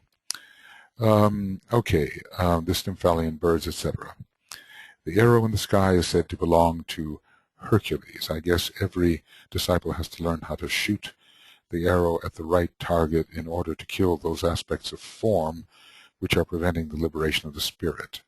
Aquila, Aratus called Aquila the storm bird. For in the northern hemisphere, it rises in winter, bringing with it bad weather and storms of that season. The constellation has been recognized as a bird for the last 35,000 years? I'm not sure what this is here. A long time. And the Greeks incorporated it into their mythology by naming it the eagle, whose form Zeus assumed to swoop down and kidnap Ganymede. raising, Ganymede, the soul in a way, raising the soul up into the truly divine realms. Zeus fell in love with a handsome youth and took him as his personal cupbearer. You kind of wonder, as the soul as the cup, the cup, the chalice, the causal body, the cupbearer for the spirit. The myth continues with Ganymede being granted immortality and placed in the sky as the archetypal cupbearer of the constellation Aquarius. So once the soul is nurtured by the spirit, it has great gifts to pour forth, and he does so under spiritual will. Another version of the later story is that Emperor Hadrian's life was extended by the willing sacrifice of the youth Antonius. An eagle lifted the youth into heaven and placed him there as Aquarius. Well, this idea of lifting the soul up into heaven is the recapturing of the awareness of the monad from its confinement in the causal body and lifting it up into its true state, although usually in that case the causal body is destroyed. The eagle has always been associated with fire, lightning, and sun gods, very first-rate images, so that the Greeks claiming this eagle as a form of Zeus, god of thunder and lightning, is in keeping with its mythology. Electric fire, right? We're talking about the spirit here of electric fire, and the eagle particularly involved with electric fire, and particularly, I would say, identified with the third decanate of Capricorn. Although, in a way, with all of Capricorn, especially at a later stage of evolution.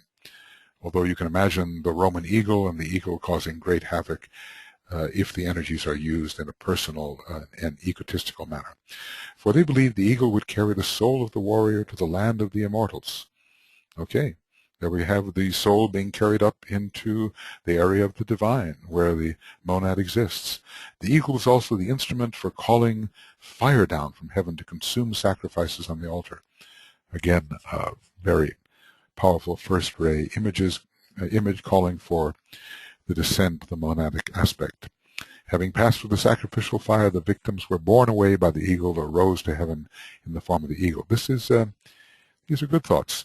The symbolism is reflected in the Old Testament with a fire sent down by Yahweh to consume the son of Abraham. I'm thinking more about the fire that Elijah called for when the contest was on between the priests of the Hebrews and the priests of Baal. Because of its connection with fire, the eagle was often confused with the phoenix. The eagle was the royal bird of Rome and a symbol of male sovereignty. It's also very powerful in the iconography of the United States, and the screaming eagles, the eagle on the on some of the bills of which one of our bills is it on? Is it in the first, simply the dollar bill? Well, it is represented, let's just say, in the imagery that depicts the United States. A modern country that has adopted this emblem is the USA, which has shown over the years its ability to bring down fire from the sky as an act of war, probably more powerfully than in any other country. Well, okay, that's true. I don't know who wrote this, certainly not Alice Bailey, but we are talking about the atomic energy. Okay, so there's something about these. As I say, we could make a very intensive study of this for a long time, but in any way we see how fitting it is somehow that the arrow of sorrow is associated with Saturn on the Via Dolorosa, the pain of the path of sorrow for disciples, and especially for initiates, and even more so for world saviors. That Delphinus has this playful, helpful attitude, and that's the Venus decanate of Capricorn, and ruled in relation to Taurus. And we would have to see, in the case of people who are born in that decanate, whether this is particularly true of them. I think it fits very well. Of course, Cephariel would tell us that Mars is involved here, but it doesn't seem to associate well with the imagery.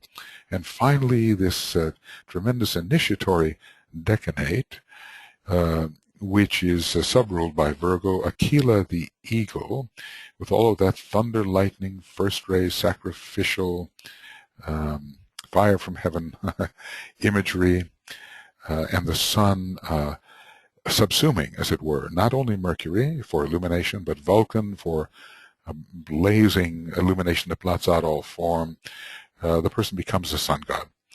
In the third degree, the third decanate of Capricorn, the true initiate becomes a sun god. The sun rises upon the mountain, and Vulcan and Mercury, it's sometimes said that Mercury and the sun are one, and it is implied that Vulcan and the sun are one.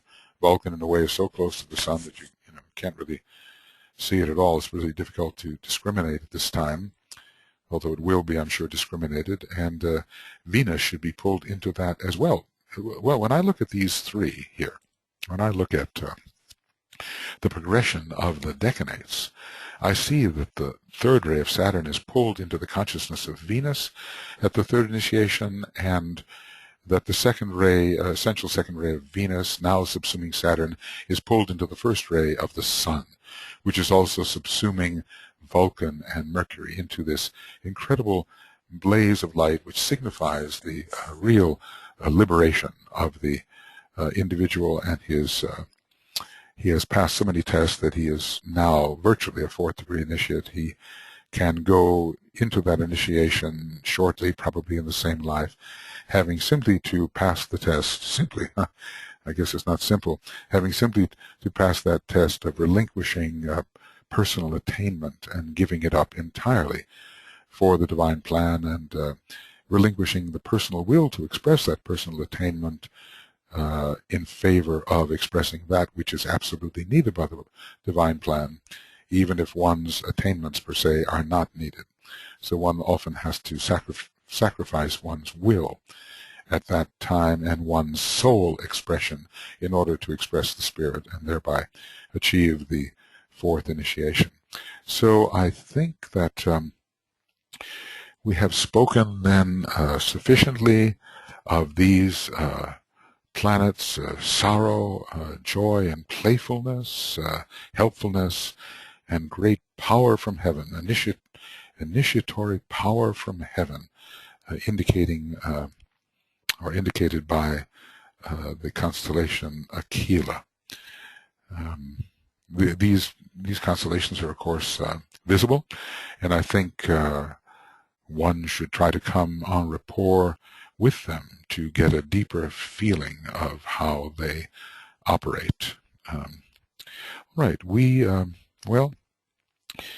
have finished the decanates of Capricorn. Of course, I feel very, humbled saying something like that. We haven't finished them at all. We just scratched the surface here. But I would advise that you think of this sign and the people that you know, and see how these qualities are expressed. See whether the Capricorns you know express one or other of these extra-zodiacal constellations, whether they express one or other of these planets particularly. Try not to bias yourself, before you know too much about it. Just see what you think they express, and then look more deeply into their charts and see whether one of these specific planets is being most expressed, and see whether it correlates with the decanate in which the sun is found. And of course, naturally make a preliminary assessment and approximation about the stage of the path on which they stand. Now, I realize something.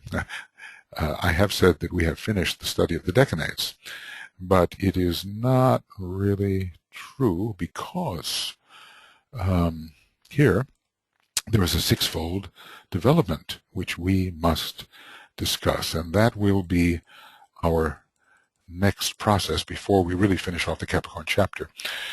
Notice here I've tried to be as synthetic as I possibly can.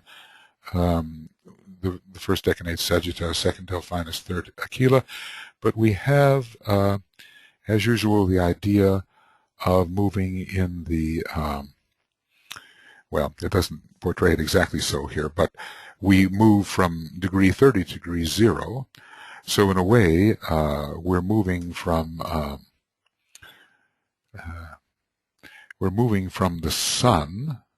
I have a lot of possibilities here. We're moving from the sun decanate backwards through the Venus decanate, and finally ending up in the Saturn decanate, and I have certain question marks here, so I'm questioning what is active on this clockwise wheel.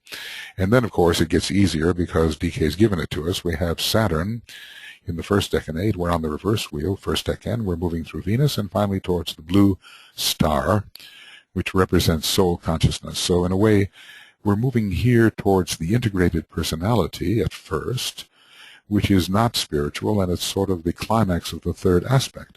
But then we are moving from the integrated personality and from the aspirant stage finally towards the stage of the initiate, which the blue star here is representing. We will be studying we're dealing with number 70, Esoteric Astrology Adventure 70. We are in the B section of it, although I never announced that. And the third hour will be the C section of that, the section number C, in which I will go over this chart and try to describe what we may experience of these energies at different stages of our development.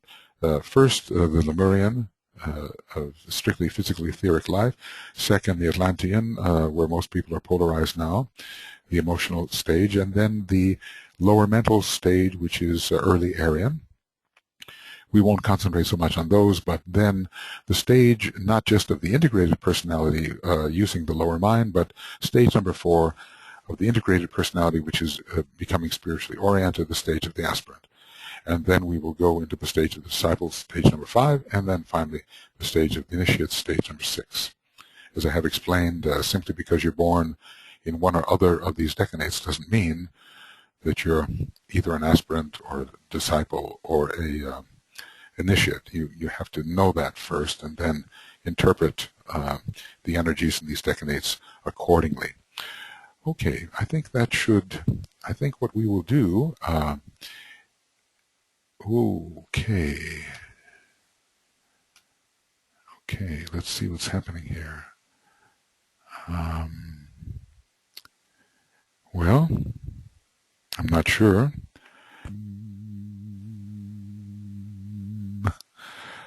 We're back. We are back. All right. Well, since we are back, excuse me for these technical problems. I feel like we're in the early days of the telephone here. We will go to Esoteric Astrology, and we will do the great invocation together. Okay. And that's not what I want. I want to do it this way. And then we will see whether we succeed in going farther. There will be perhaps on the video some moments when I appear to be a silent movie. I hope that won't last too long. I'll discover what it is and we'll see what we can do about it. Okay. We'll close off this 2-hour section and we'll move on afterwards, if possible, and we'll do the great invocation together. From the point of light within the mind of God, let light stream forth into the minds of men. Let light descend on earth. From the point of love within the heart of God, let love stream forth into the hearts of men. May Christ return to earth. From the center where the will of God is known, let purpose guide the little wills of men, the purpose which the masters know and serve. From the center which we call the race of men, let the plan of love and light work out, and may it seal the door where evil dwells. Let light and love and power restore the plan on earth.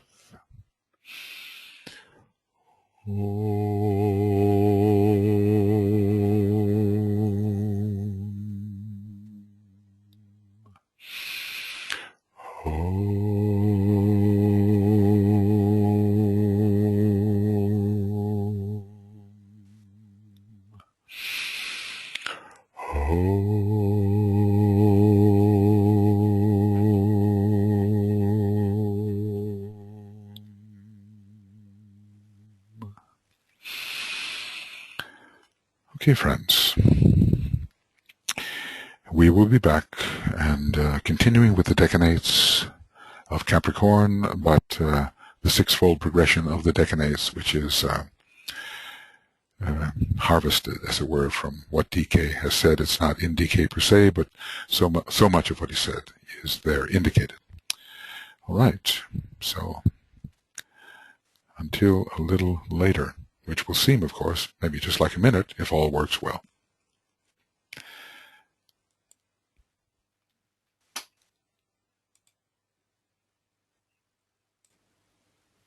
Okay, friends.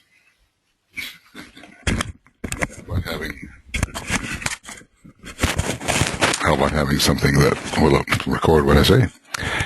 We are in this chart tabulation of the sixfold stages, decanate stages. We are in Esoteric Astrology number 70, and we're in the ABC, the third section. We are looking at the way the decanate rulers operate in the lives of people at different stages of development: Lemurian, Atlantean, early Aryan, later Aryan, which gives us the aspirant, and then the stage, I suppose, in a way equivalent to discipleship, and then to initiation. In a way, the discipleship stage suggests something of what might result during the sixth root race for more human beings, and the initiatory or sixth stage suggests what might happen in the seventh root race for more human beings, the initiatic stage. Now, at the same time, we'll be talking about the general interpretation of what occurs on the wheel of consciousness, particularly under the normal esoteric, the normal rulers of the wheel of consciousness. The first stage, which I'm not going to elaborate on greatly, is under Saturn as the orthodox ruler, and it's in a period of development which is generically ruled by Mars, early, savage, instinctual, personal, physical stage. So in this stage, man is against the elements, life is hard, and through many misadventures he learns to protect himself by withstanding the elements. The first petal of the egoic lotus is the most active, and that stays active for a very long time, millions of years, really, many millions of years. There's strong sacral center and base of the spine development. Base of the spine development is in the early phases of that type. It's not the spiritual development we experience much later with the rising kundalini. And the man is very largely under the grip of the need to survive physically. He is what is called on page 333 of Esoteric Astrology the earth-bound soul. Now that is the Lemurian stage of consciousness. We, and I won't go into the decanates that are involved in this stage. It's probably not worth that much to do that. We do have to remember, though, that when Saphariel, Helen Leo always offers his decanates in the counterclockwise order, and actually so does Saphariel. So Saphariel's decanates in the counterclockwise order are Jupiter, Jupiter, Mars, and the Sun. Well,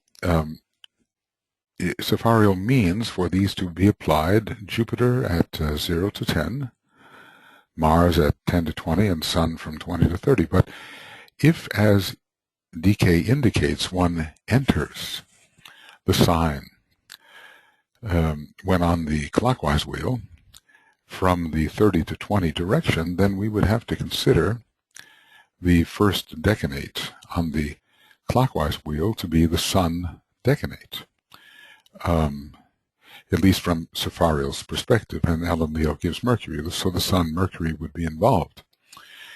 And when we proceed, if Saphariel has some validity here, as the Tibetan seems to say that Alan Leo has more, but suggesting that Saphariel has some, Mars would be the 20 to 10 decanate. And in the reversed order, of course, Venus would be there as well. And then the 10 to 0 decanate would be Jupiter. And for the average man as well, reversing the Alan Leo decanates, it would be Saturn. So we would consider this combination of decanates for the man on the ordinary or clockwise wheel, this combination of rulers, but we would emphasize more, perhaps, well, Mercury and Sun perhaps equally. We would emphasize Venus perhaps more than Mars. There's not much of the dolphin that suggests Mars, and we would emphasize perhaps both Saturn and Jupiter, but in exoteric ways, relating to the mental stage of the personality. Now, I'm not going to really develop that idea because we probably don't know so many people that are in those phases. We have to concentrate more on the esoteric aspect of astrology, which is going to apply to aspirants, disciples, and initiates. So we've discussed the general physical phase in which not too many people are today found. The true Lemurian, or the person that is really polarized strictly in a physical, etheric manner, as in the early days of evolution. Many people are found in the emotional stage, and that is the second stage, and in general, they're still under Saturn as the Orthodox ruler. They're still very much in the paying the price of violating the law and are held within the restrictions of the karmic law. The law of economy is prevailing strongly, and there is a desire for security, an emotional desire to be protected and for security. Solar plexus energy is increasing, though the sacral energy is still very strong in the emotional phase, since the sixth ray has so much to do with the expression of the sexual energy, and sixth ray is the ray that rules the emotional body generically. The desire nature is material, largely turned downward, for the man is still what's called the earthbound soul. There's some degree of control of the desire nature will be found when Saturn and Capricorn are strong. That's in general. Or at least the desire nature will be very focused. Planning will enter its fulfillment, but maybe in the emotional stage per se, there's more impulse and not so much planning. Not so much planning. Desire may be somewhat controlled, however, and regulated by tradition, by laws, codes, mores, things of that type. So that's the general emotional phase, and one could go through and look at the way the different decanate rulers would be applied here. They would be, in general, let's see how we'd look at this. Not so easy to find, but we'd look at we'd be reversing our normal order of the signs, and we'd be dealing with Mercury, Venus, and Saturn largely, unless we also consider the Saphariel rulership of the Sun, Mars, and Jupiter, and we'd have to test that out with people who are involved in that kind of life expression. We reach the mental or lower personal stage, and this can be involving the process of integrating the personality under the mind, but it's not a spiritualized personality. Saturn is still the orthodox ruler, and in all personal matters, Saturn does rule. The law of economy begins to affect the mind, which is growing in power. The mind is awakening largely to self-interest, selfishly pursued. This is an ambitious phase. The power to control others through the use of the mind is seen. This is sort of the mental, personal stage. We have the concrete, selfish thinker looking out for his own advantage in the three lower worlds. There is increased stimulation of the throat center ruled by Saturn and by the third ray. So this is the intelligent phase in which the personality can be selfishly integrated. And this is coming strongly under the power of Saturn. But now we have reached the point where we can begin to deal with the lives of people who are responsive to esoteric astrology, or who can begin to be. The point at which we begin to reverse the wheel and proceed through the signs in what we call the natural order, which is the counterclockwise order, will be a point where the personality is aspiring. It's an integrated personality, or integrating, with strong aspiration towards something higher. It's not simply a selfish integration, but one begins to incorporate into that integration some of the energy of the soul. There's still, because the person is still personal, he's still under the discipline and realism of the exoteric Saturn, but the esoteric Saturn is coming in, and more of the willingness to look at oneself and to square one's behavior with a higher standard, with one's conscience, if you will. The factor of conscience is operative here for the one who is oriented towards the higher power or the soul.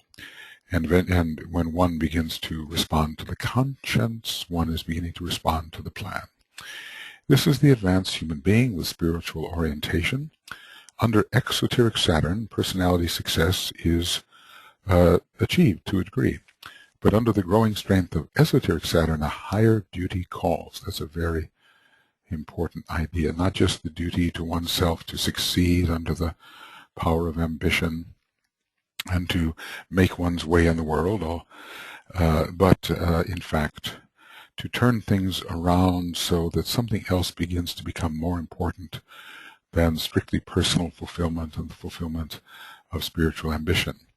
The laws which govern the personality are gradually transcended, and the laws of the soul, let's just say, come into sight. They are not yet fully expressing, but they do at least rise over the horizon, and one says, well, what's it like to live as if this higher power, later defined as the soul, is a reality in my life? And so obviously the disciplines are there, not just to make one's way in the world and therefore succeed, for which purpose one does discipline oneself, but to discipline oneself so that one can live more as a soul. This is the stage of the aspirant, the higher personal integration, bringing in some factors of the soul. The aspirant learns to discipline himself not just for his personal success, but for the welfare of others. He's starting to put others first. He's in the fifth petal. The fifth petal is not yet necessarily fully open, but there are degrees of altruism coming in. He probably has some sixth petal activity, which gives inclinations towards selflessness. He begins to take the higher life seriously and gradually brings his life under the type of regulation which is required of those who move through the fulfillment of duty towards the light of the soul. He's moving towards the light of the soul through the fulfillment of duty.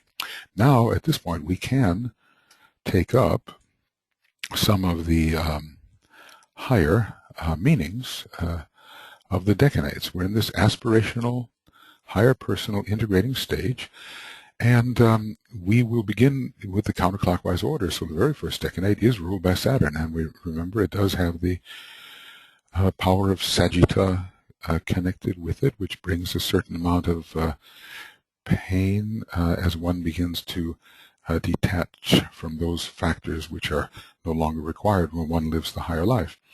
So what do we say for the individual who is an aspiring personality who is born in the first decanate? We say, under Saturn, the man becomes highly disciplined and at least outwardly successful. There may be at first concentration on selfishness and egotism, because that's the first stage of the real integrated personality, and even the person who is reorienting still fights with these issues of selfishness and egotism, demonstrating a highly ambitious nature. But as incarnations pass, this, because it does take a long time to work through the aspirant stage, and even the aspirant has selfish ambitions. We call them sometimes spiritual ambitions. But as incarnations pass, this state will give way to subservience to one's duty. That's so Saturnian, and to conscience and self-discipline for the sake of the higher law. Saturn is always the law. Saturn is the law of the land, oftentimes retributive against the early and impulsive individual, but there is a higher law which a person consciously tries to come under. It would seem that the pains and sorrows of the selfish life under Sagitta will help him move towards effectiveness, because he will learn that the pursuit of the material goals carries with it a certain pain, a certain restriction, a certain limitation. But he is gradually reorienting himself under the esoteric ruler Saturn. When he is fully a disciple, that esoteric ruler will really mean something more prominent in the life, because he will be living up to a higher form of Saturn, which will bring in the divine plan. He'll be taking himself in hand very definitely, disciplining his life, and he will be, as the plan is revealed to him in the stage of revelation, he will try to develop a life program, that's so Saturnian, which will bring his life into subservience to that plan. He will be cooperating consciously and by choice, Saturn, with the plan. Now, when we move into the second decanate from 20 to 30, Venus will be the ruler, as the Tibetan says, and he's an intelligent man at this point. He's an aspirant who has an integrating personality. He's somewhat magnetic. He longs for higher things. The intelligent, attractive man builds eventually upon a strong sense of values, because Venus always gives the values of the soul when we're talking about a response to the higher nature of Venus, or rather when we're talking about a higher type of man responding to Venus. At first, charm and magnetism, we think of Delphinus and Venus here, charm and magnetism may be used for personal advantage. That's when we're integrating, and we still have a mixture of motives, but eventually aspiration towards the higher power. I simply call it that generically, the higher power. We define it as the soul, and other people define it as other things, but it's something on a higher plane which attracts the man and presents a whole new set of values to him. But eventually aspiration towards the higher power will overcome personal ambition. Now, it is here, that Safariel's rulership by Mars squares with the idea of personal ambition in the aspirant. I don't know whether we should put it in the second decanate particularly, but we know that in the Martian sense, let ambition rule and the door stand wide, the Capricornian individual who is not thoroughly reoriented has a great deal of personal ambition. The emotional nature is starting to be illumined as gradually the man becomes the one who crosses the water. If you want to find that phrase, you just basically turn here to page 333 in Esoteric Astrology, and you see that for the advanced man, he is the one who crosses the water. He's gaining a grip on his astral nature. His mind is functioning in such a way that the astral nature can be controlled, and he's moving from the emotional polarization into a more illumined state within the mind and the soul-infused mind. I sometimes think there should be more, than simply 3 of these here. I've tried to do that just a little bit. The first two that I've talked about are basically the physical and emotional polarization, and that's in the realm of the undeveloped human being, the earthbound soul. The second that I've discussed is largely the selfishly integrating human being who's an advanced man, and even the aspirant who still has many selfish factors, but at least is reaching out for the higher power, and he is the advanced man. Under the third column of the Tibetans, we have the disciple and the initiate, and that is pretty well Category 5 and Category 6 in the listings that I am offering in this sixfold discussion.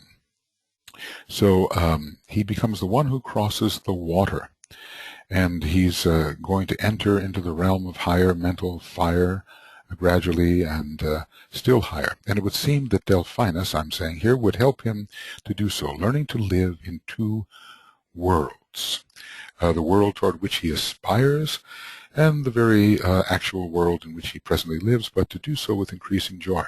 And you might wonder whether the Capricornians who operate in this second decanate at the stage of personality, aspiration towards the soul, do not exhibit some of the joy and the festivity of Venus and Delphinus. There is a lot of comedy associated with Capricorn, and there is a certain amount of celebration that goes on, and there were Saturnalias, which were great festivities, all under Capricorn. And so the pleasure orientation of Venus seems to work in the second decanate, but this would have to be studied in relation to people who strongly exhibit this decanate. Now, when we move on to the third decanate, from 20 to 30, on the wheel of consciousness, we have, we have kind of a combination of things. We have Mercury as the normal ruler, okay, and maybe at the stage of personality aspiration it still would be, but we have the Sun coming in. He says the Sun is the true ruler, at first with Mercury behind it, and then later with Vulcan behind it. So the man is becoming here under Mercury and under the sub-Virgo rulership of the third decanate of Capricorn, the truly intelligent personality. He is influential under the Sun. We'll give the Sun its place there. Influential through his mind under the Sun. His willpower is strong under Vulcan, but Vulcan is a bit latent here. And also the influence of Aquila, which is growing slowly. You know, the full electric fire, thunder from heaven, fire from heaven meaning of Aquila cannot at first be experienced in the stage of the aspiring individual. His intelligence is keen under Mercury. He knows how to plan for his own success because the urge to formulate a plan is very strong in Capricorn under the third ray and the seventh ray. Later, as he becomes the aspirant, okay, and this is the stage particularly for the aspirant. See, in a way, this fourth stage has a bit of a mixture. You know, he still has the selfish tendencies, but he's trying to outgrow them. So it's kind of a divided, reorienting stage. He might be pulled backward towards clockwise wheel orientations, but he's always striving forward as well. He knows how to plan for his own success. Later, as he becomes the aspirant, he learns to think and plan, and think carefully, that is, for the fulfillment of his duty. I think, you know, in a way, the Christ consciousness under Mercury and Virgo would be emerging here, because it's the Mercury-Virgo part of Capricorn. So the aspirant will have a chance to have a bit of a foretaste of what that initiatory potential in the third decanate actually will be when he becomes the true initiate. Will he use his power to promote the success of the larger group and thus become the true aspirant? He does have power here. He does have intelligence. How will he use that? So this is the fourth and somewhat divided stage. Always when we are reversing the wheel in the fifth pedal, I think it occurs there, the initial reversing of the wheel, we have a lot of counter poles that want to take us back into clockwise wheel of form types of behavior. But of course, Saturn is ruling there as well. Saturn is ruling, though, in that way, as a prod towards personal success, and the life is the deeper perceptions are deliberately limited, so one can find one's place in the world and not be too open and vulnerable and receptive of higher faculties. Here, the higher faculties are suspected, they are somewhat intuited, they are somewhat sensed, and a person is disciplining himself under esoteric Saturn to achieve them. And this is, we have a Saturn-Mercury influence here, so intelligent mental discipline in this third decanate can really begin to occur. We have, astrology, said Dane Rudyard, is the algebra of life, so we have to find a way to apply these generalities to our specific life circumstances, but work with the decanate in which your sun is found and the decanate in which your rising sign is found. See if there's a difference there and how those things affect your life, and see the extent to which the symbolism and the tradition seems to apply to you. Now we move on to stage number 5. Number 5 always being a disciplic number because it has to do with the soul, the fifth principle, and with the soul-infused personality. So now we enter the stage of true discipleship. This is the disciple of the soul. He's influenced by the light of the soul in his mind, remembering too that Capricorn is a very intelligent sign, and it has a sign that can bestow great practical and spiritual intelligence. He is still under the influence of Saturn because it is the esoteric ruler after all. But there may be an anticipation of the hierarchical ruler Venus, which is after all one of the major planets of the soul, Venus, as discipleship moves towards initiation. None of these is a section which is absolutely cut and dried. There's always the opportunity to look backward and to anticipate, and the boundaries are somewhat fluid. This we've been learning about astrology. So I'm just going to make the general statements that have to do with the rulers first rather than the rulers of the decanates, remembering that all these decanate indications come under the influence of the ruler. They come under the influence of the ruler, which is operative for the stage at which the person is. So for the disciple stage, he's very much under esoteric Saturn, and this means that these decanates, Saturn, Venus, and the Sun, veiling Vulcan, and even Mercury, all are operating under this major esoteric Saturnian phase. So from the point of view of the rulerships of the signs, Saturn is still the ruler, though it is on a higher turn of the spiral.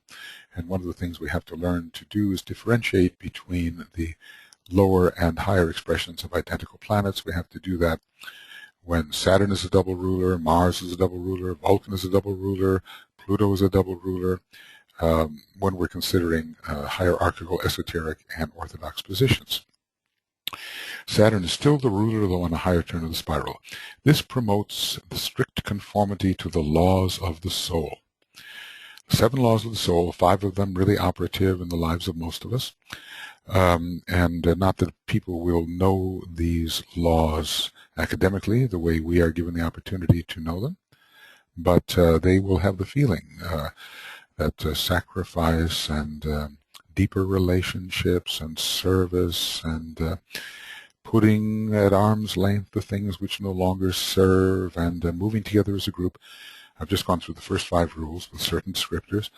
They will have the feeling that those qualities are very necessary for the stage of evolution of which they plan. So this promotes the strict conformity to the laws of the soul so that personality life may be lived in line with the will of the solar angel. I'm talking about strict conformity here. I'm talking about Saturn. Saturn as the disciplining, not only karmic, but dharmic planet, having to do with that purpose, that plan and purpose which must manifest in your life, your dharma. All personal forces are given towards the goal of ascent towards the soul. In the early days, you might be disciplining yourself simply so you can achieve something for your personality. Here, you are using these personal forces in order to achieve soul consciousness and soul energizing. The mountain of karma, we're still on the mountain of karma, haven't reached the summit yet. The mountain of karma is slowly climbed, and the mount of transfiguration is envisioned, because the higher you go, the closer you get to the top, the more Venus comes into view, and the possibility of transfiguration. The disciple is on the path of probationary initiation. Well, he's also, yes, exactly, that's the case, probationary initiation. The true disciple is the first degree initiate, even the second degree initiate. The stage of true discipleship embodies those two initiations. You might even say true discipleship begins at accepted discipleship, which is somewhere between the first and second initiation, usually midway or towards the second initiation. Midway between the two or towards the second. The lower elemental nature, which once ruled, is now taken strictly in hand. That's what Saturn does. It can put things under the will, under control, under regulation. And that's what happens here. The waters of the tempestuous astral nature are crossed. The one who crosses the water, he's already crossed the water. He's no longer strictly an advanced man. As on page 333, he's the disciple, becoming a disciple probationary initiate.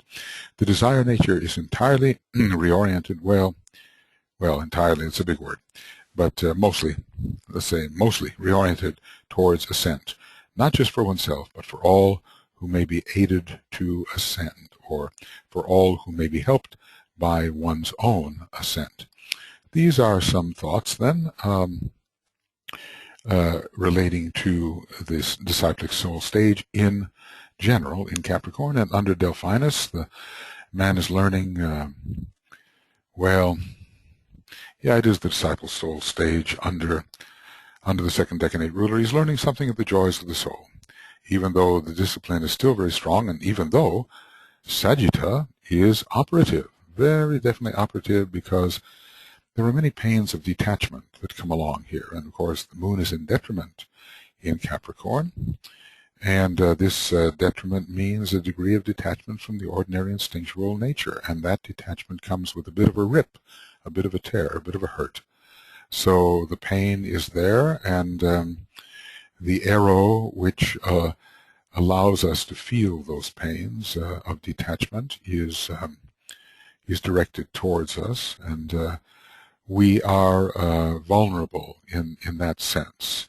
I'm remembering how Master Morya discusses that when you are wounded in battle, a flower grows out of the wounds. And so there are these pains which come with the reorientation towards the higher life and the giving up of the lower life.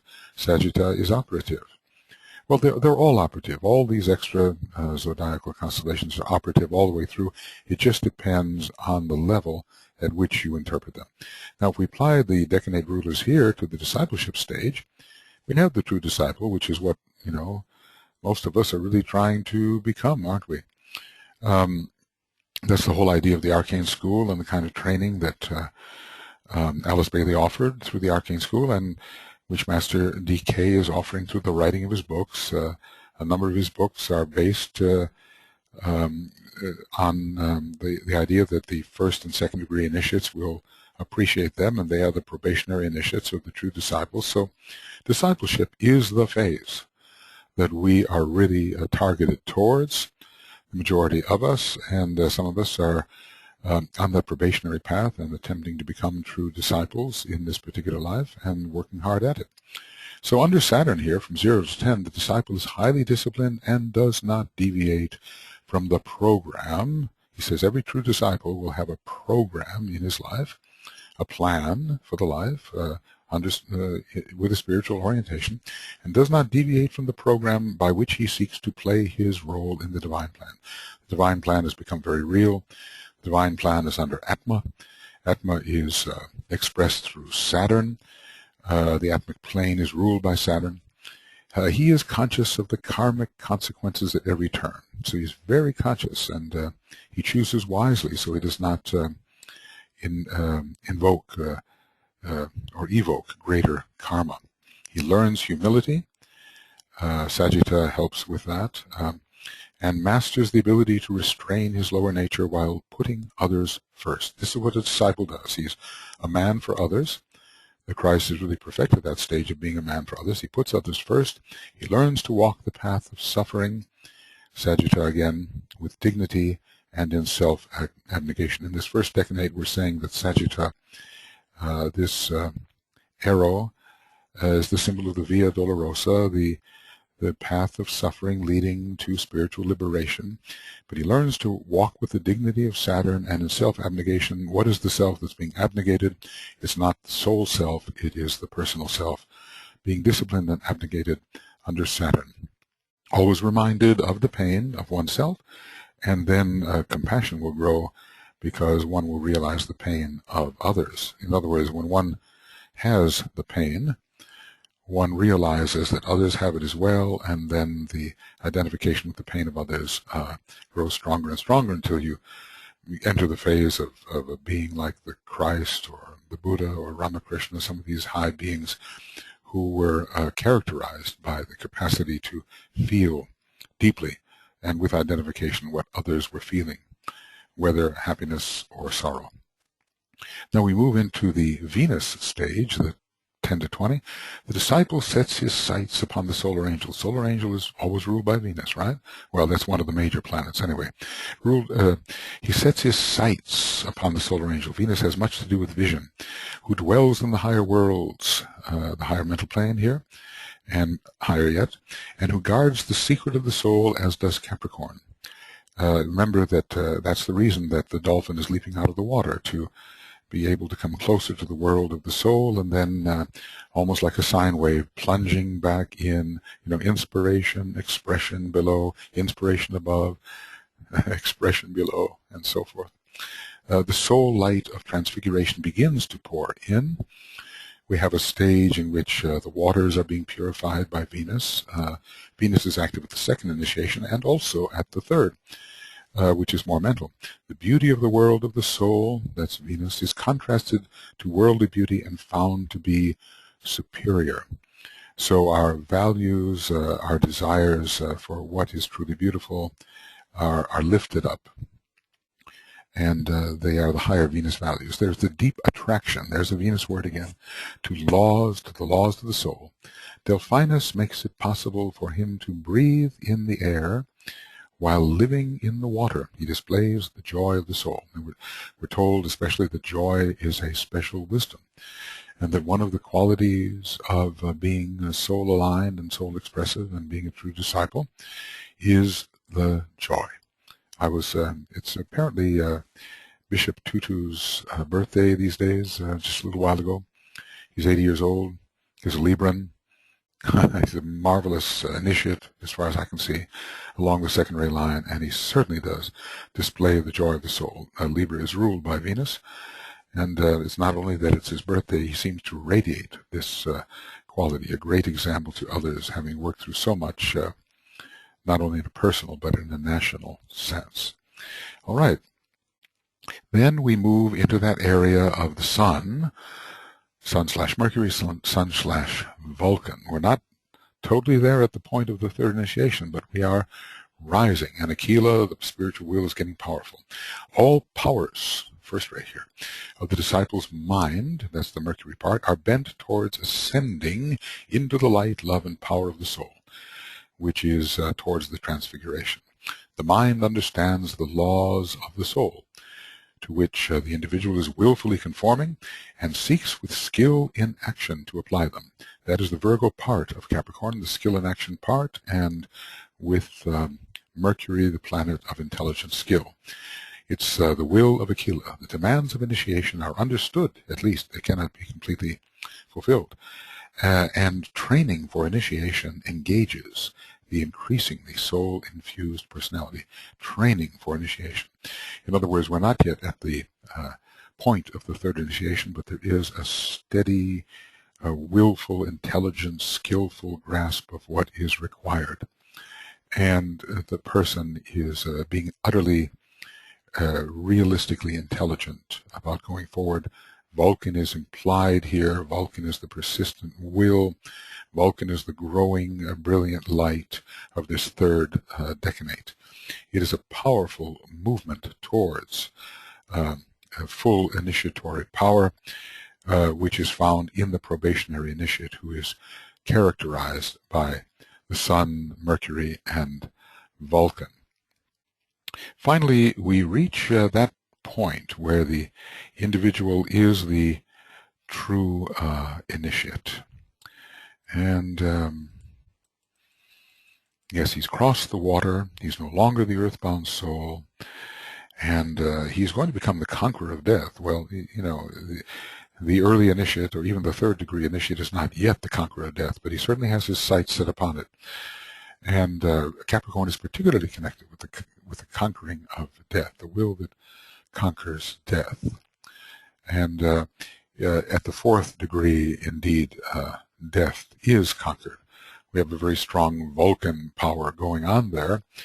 Vulcan, this last degree of Capricorn, can be not only, the last decanate of Capricorn can not only be involved with the third initiation, but with the fourth as well. Remembering Capricorn is involved in all 5 of the first initiations.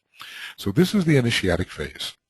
This is a triadal alignment. The Antakarana has been built to a degree. The initiate is at least a third degree initiate and moving towards more monadic states. He's definitely under Venus, the hierarchical ruler, but he's expressing also the higher qualities of Saturn. They are built into him. Whatever you've gone through, you don't abandon. It's built in. You can rely upon it more in a automatic sense. It will function for you because it's been built in. It's habitual. So he is the conqueror of death, initiated. This is Esoteric Astrology, page 333. The initiate is transfigured under the power of Venus. The third aspect and the second aspect have united, and it appears that the third aspect is glorified by the second aspect, but that's because the power of the first aspect is behind it all. Vulcan is behind it all. And under the power of Venus and its fifth ray soul. So the fifth ray is the most luminous of all the rays at this time. It is the most highly developed ray lord, just the way Venus, in a certain sense, is the most highly developed planet, though not necessarily the most spiritually mature.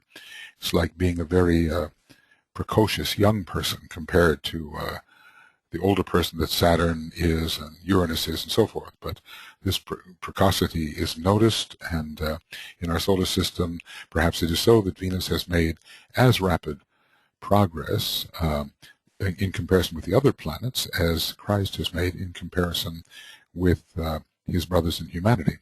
The secret of the soul under Capricorn is revealed. Whatever that secret may be, it's probably the secret of the fifth grade of hierarchy, of the solar angels, of the returning nirvanis, and the way that they supervise the developing man. The monad is contacted at the third degree. That's the first aspect. The man is enlightened, because the third initiation is often called the enlightenment, the illumination, satori, etc. The man is enlightened and lives as a completely soul-infused personality.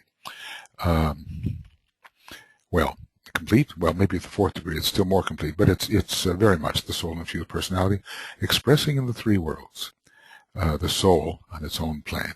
And the soul on its own plane can be symbolized in a way by Venus, and it is possible now at this stage for the true initiate to shine, to radiate, to be a true sun god, to be a combination of the sun and Venus in a way.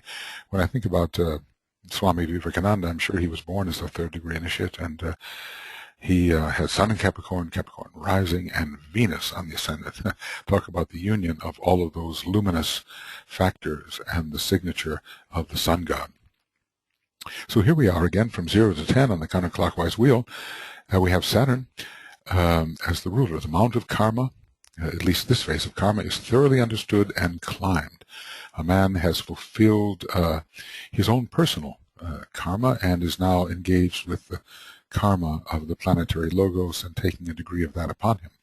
The influence of the atmic plane ruled by Saturn is accessed, and the nature of the divine plan more deeply understood, because many of us hear about the divine plan secondhand as through decay. Very good presentation, but we don't know it directly for ourselves. But here the initiate does. The divine plan is more deeply understood, as well as the specific role in that plan.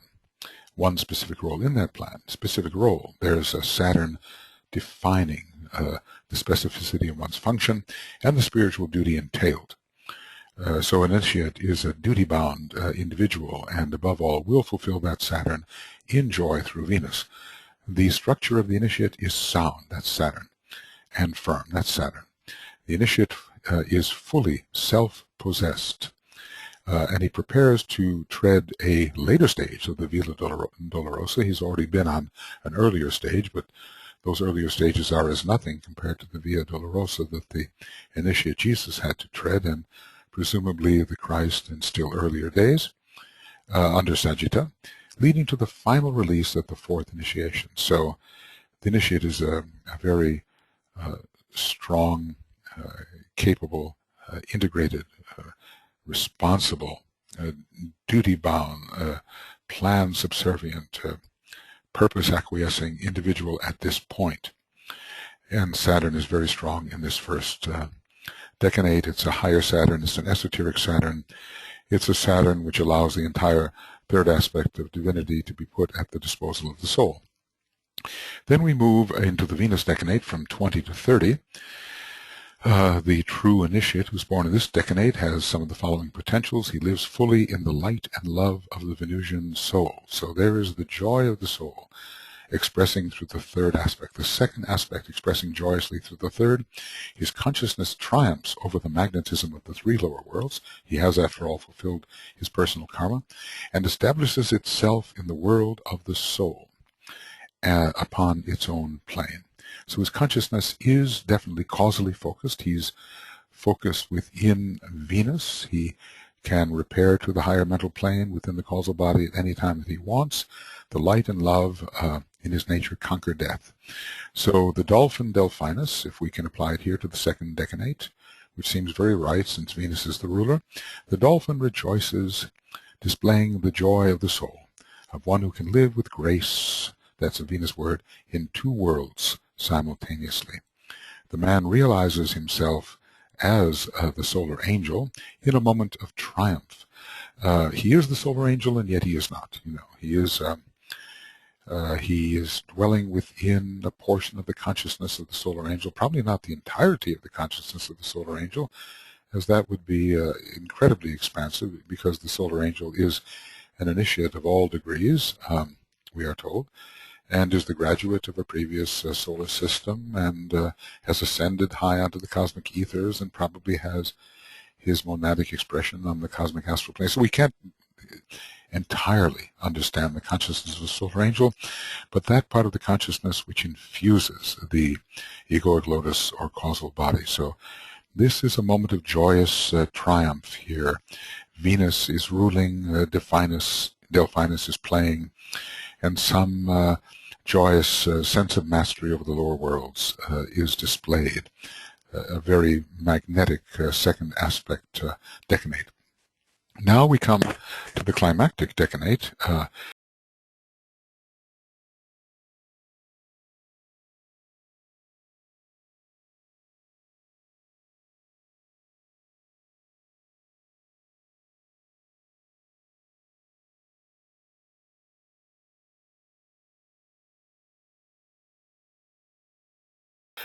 Symbolically, Aquila descends into the soul, Venus, the first aspect into the second aspect, first ray into the second. Vulcan into Venus. Vulcan and Venus marry at the top of the head and the edge of the center. And maybe something out of, the union of these two factors produces this unicorn horn. We're not saying the unicorn horn is ruled by Venus, we're not saying by Vulcan, but maybe when the two come together, they rule that. The man fights a fearful conflict, because we're told on page 70, 71 here of Esoteric Astrology that there is at the third initiation a fearful conflict, but at the end of it all, the man is released from personality control. The man fights a fearful conflict, and he's equipped to do so through this first ray power of Aquila and through the power of Vulcan and the sun. a fearful conflict and wins his liberation from the ancient authority of the personality. That's how it's put. The blazing light of Vulcan breaks forth, and illumination Mercury is established, with Venus involved as well as the hierarchical ruler, providing its own sweetness to the supernal light. The supernal light is breaking forth. Maybe at first it's blinding. Maybe a person cannot get used to this light supernal, but eventually the eyes become used to it, only to realize that one must revolve upon the pedestal of light and turn the other way and bring down from the mountain what one has experienced.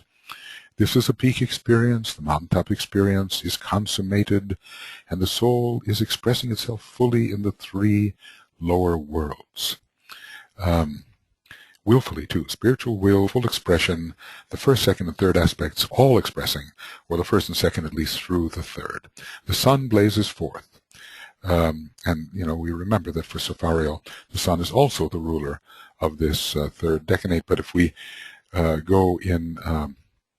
if we go in reverse order, well, we'd have to consider, yes, even for Saphariel, it is so. It's also the ruler here. The initiate becomes the sun upon the mountaintop. So it's a truly climactic, synthetic experience here. The sun standing for the monad, standing for the soul, standing for the personality too, the fusion of all the monad, soul, and personality, not the ultimate fusion, of course. Vulcan standing for the spiritual will and the blinding light, blotting out all form and the negation of the difference between subject and object. Mercury bringing illumination and the intelligence that's appreciated upon the mountaintop. The true son of mind, the man becomes the true son of mind, and he's able to unite various factors of his mental aspects. Mercury, the concrete mind, son of mind, and abstract mind, all united. The power of abstraction is strong for Mercury because you stand upon the mountaintop there and you can see the essence of relationships in the abstract sense. And Venus is contributing its beauty to the supernal light, and Saturn has made it possible for all this to be achieved, and the third aspect is represented by Saturn is surmounted. But we remember as well that Saturn is the spiritual will and is Atma, and in a way is the logoic plane as well. So Saturn has many other dimensions toward which we strive, but the lower part of Saturn is fulfilled. Okay, the life of the higher triad becomes the new mountain to ascend, and eventually the life of the monad. So Capricorn can lead us to various points of climax, to various ascents. But, characteristically it's the third degree, but why not the fourth? Why not the fifth? And who knows if there are other points which Saturn can also symbolize as we approach higher initiatory mountaintops. Well, that's what I have to say. You can freeze the screen at any point. You can read these things. This material was prepared actually for Esoteric Astrology classes in Finland, where we were studying the decanates rather intensively. And we have been over the years. We once had a whole week on decanates alone, and it inspired me to think more deeply about this, but I had not prepared these sixfold phases. See, the reason I prepared it this way is it has been sometimes thought and discussed that according to the decanate you are born in, that defines your spiritual status. But it became obvious to me that that cannot be the case. Your spiritual status exists before your horoscope exists. Your horoscope will give you indications as to how you can best use the energies available according to your spiritual status. So I wanted to talk about what would be possible for any type of human being at any one of the 6 stages, how they could use the decanate energies to promote the type of development which was natural to them at their particular stage. And it struck me that just as there are 6 decanates, there are 6 stages here to be dealt with: Lemurian, Atlantean, Lower Aryan, or concrete mind, then the movement towards aspiring towards the soul in the abstract mind, the disciple stage, and the initiate stage. And DK pretty much backs that up. The divided stage, of course, is interestingly the stage concerning the mind. And that's the concrete mind and the higher mind. one is the third stage on the clockwise wheel, the other is the first stage on the counterclockwise wheel. At least there's aspiration towards the higher mind on the first stage of the counterclockwise wheel. And most of the people, well, all of the people I would say, who study Alice Bailey and the Transmalayan wisdom and theosophy really are no longer in the strictly concrete mind stage. They are definitely reaching for something higher, so they are at least in stage 4 or 5, and maybe some in stage 6. So those are the ones that I wanted to emphasize and try to teach people and myself how one would be able to use particular energies in the stage of development at which one found oneself. Okay, well, where are we? I think, it would be wise, I look ahead here, and what I see is that we are at a point where we're almost completing the, well, let's just read it. We are there. The key words upon the ordinary wheel are, and the word said, let ambition rule and the door stand wide. Mars exalted in Capricorn and Saturn as the ruler. Let ambition rule and the door stand wide. Which door? The door into the lower worlds. It's not the door into the higher worlds. It's the door of material success and egoic or egoistical, egoistical at least. Egotistical has a negative connotation. Egoistical has the connotation of a certain stage of evolution at which the individual stands. Let ambition rule and the door stand wide. So there is the exaltation of the lower ego. Here we have the key to the evolutionary urge, always getting better and better, but still within the world of form. The key to the secret of rebirth, desire bringing you always back, the fulfillment of your keen desires bringing you back into the lower worlds, and of that word which reverberates from Cancer to Capricorn. We are in the mass consciousness. We are trying to extract ourselves from that by becoming individuals in Leo and by becoming successful individuals in Capricorn. The door of initiation stands ever open, but for eons of time, man prefers the open door in Cancer. Let's just say this, always coming back into incarnation to fulfill personal desires or to at the same time expiate karma. Ambition urges him on from life to life until he has discovered the worthlessness of all earthly gratification. It doesn't lead anywhere. It doesn't give anything really permanent. We're interested more in permanence, in building that which will last for the great, for the duration of our great adventure, which will last trillions and trillions and trillions of years more, if the esoteric chronology is correct. Gradually then, spiritual ambition and a desire for liberation take the place of worldly ambition. So it's still true, let ambition rule and the door stand wide. One continues to come back into incarnation, even under that specification, until finally the moment arrives when a true sense of reality supersedes both the earthly and spiritual ambition. So important. A true sense of reality supersedes both the earthly and spiritual ambition, because the sense of the lower ego fades, and spiritual ambition or earthly ambition is based on the lower ego, and spiritual ambition too is based on the lower ego. The man can then say with truth, lost am I in light supernal, yet on that light I turn my back. For him there remains now no goal but service.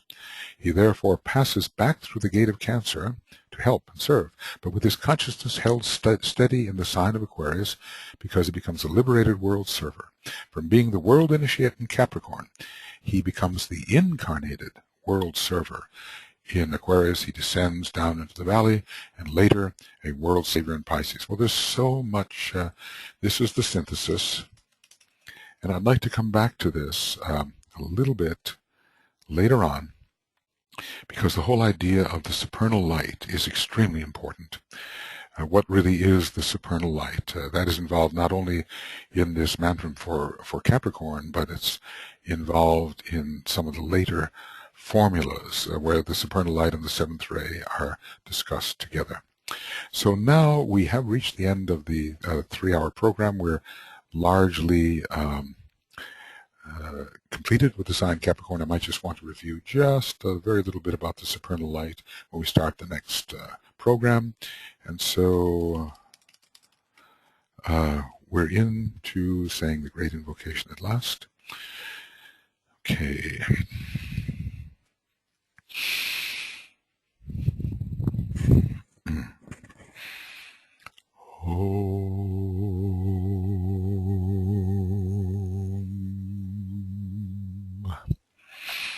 From the point of light within the mind of God, let light stream forth into the minds of men.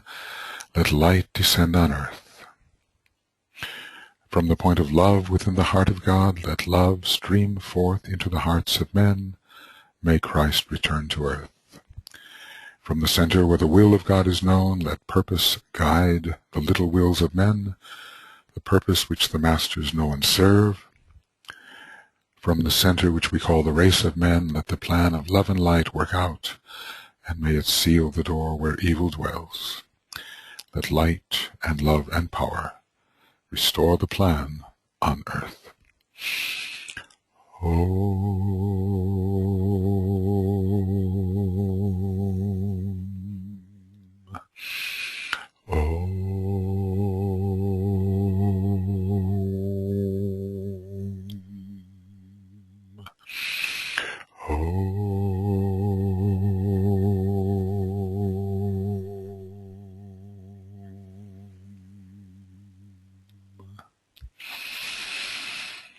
Okay, friends, I will call it a day here, at least for the moment, and we will go on with Esoteric Astrology Adventure number 71, and we will begin with Sagittarius since we're moving in the clockwise direction.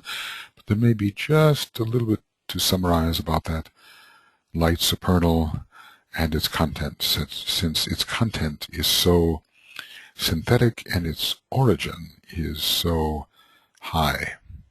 Okay, so for the moment then, farewell, and hope you enjoy the program and study hard and try to make sense out of what I've tried to make sense out of. Okay, talk to you soon.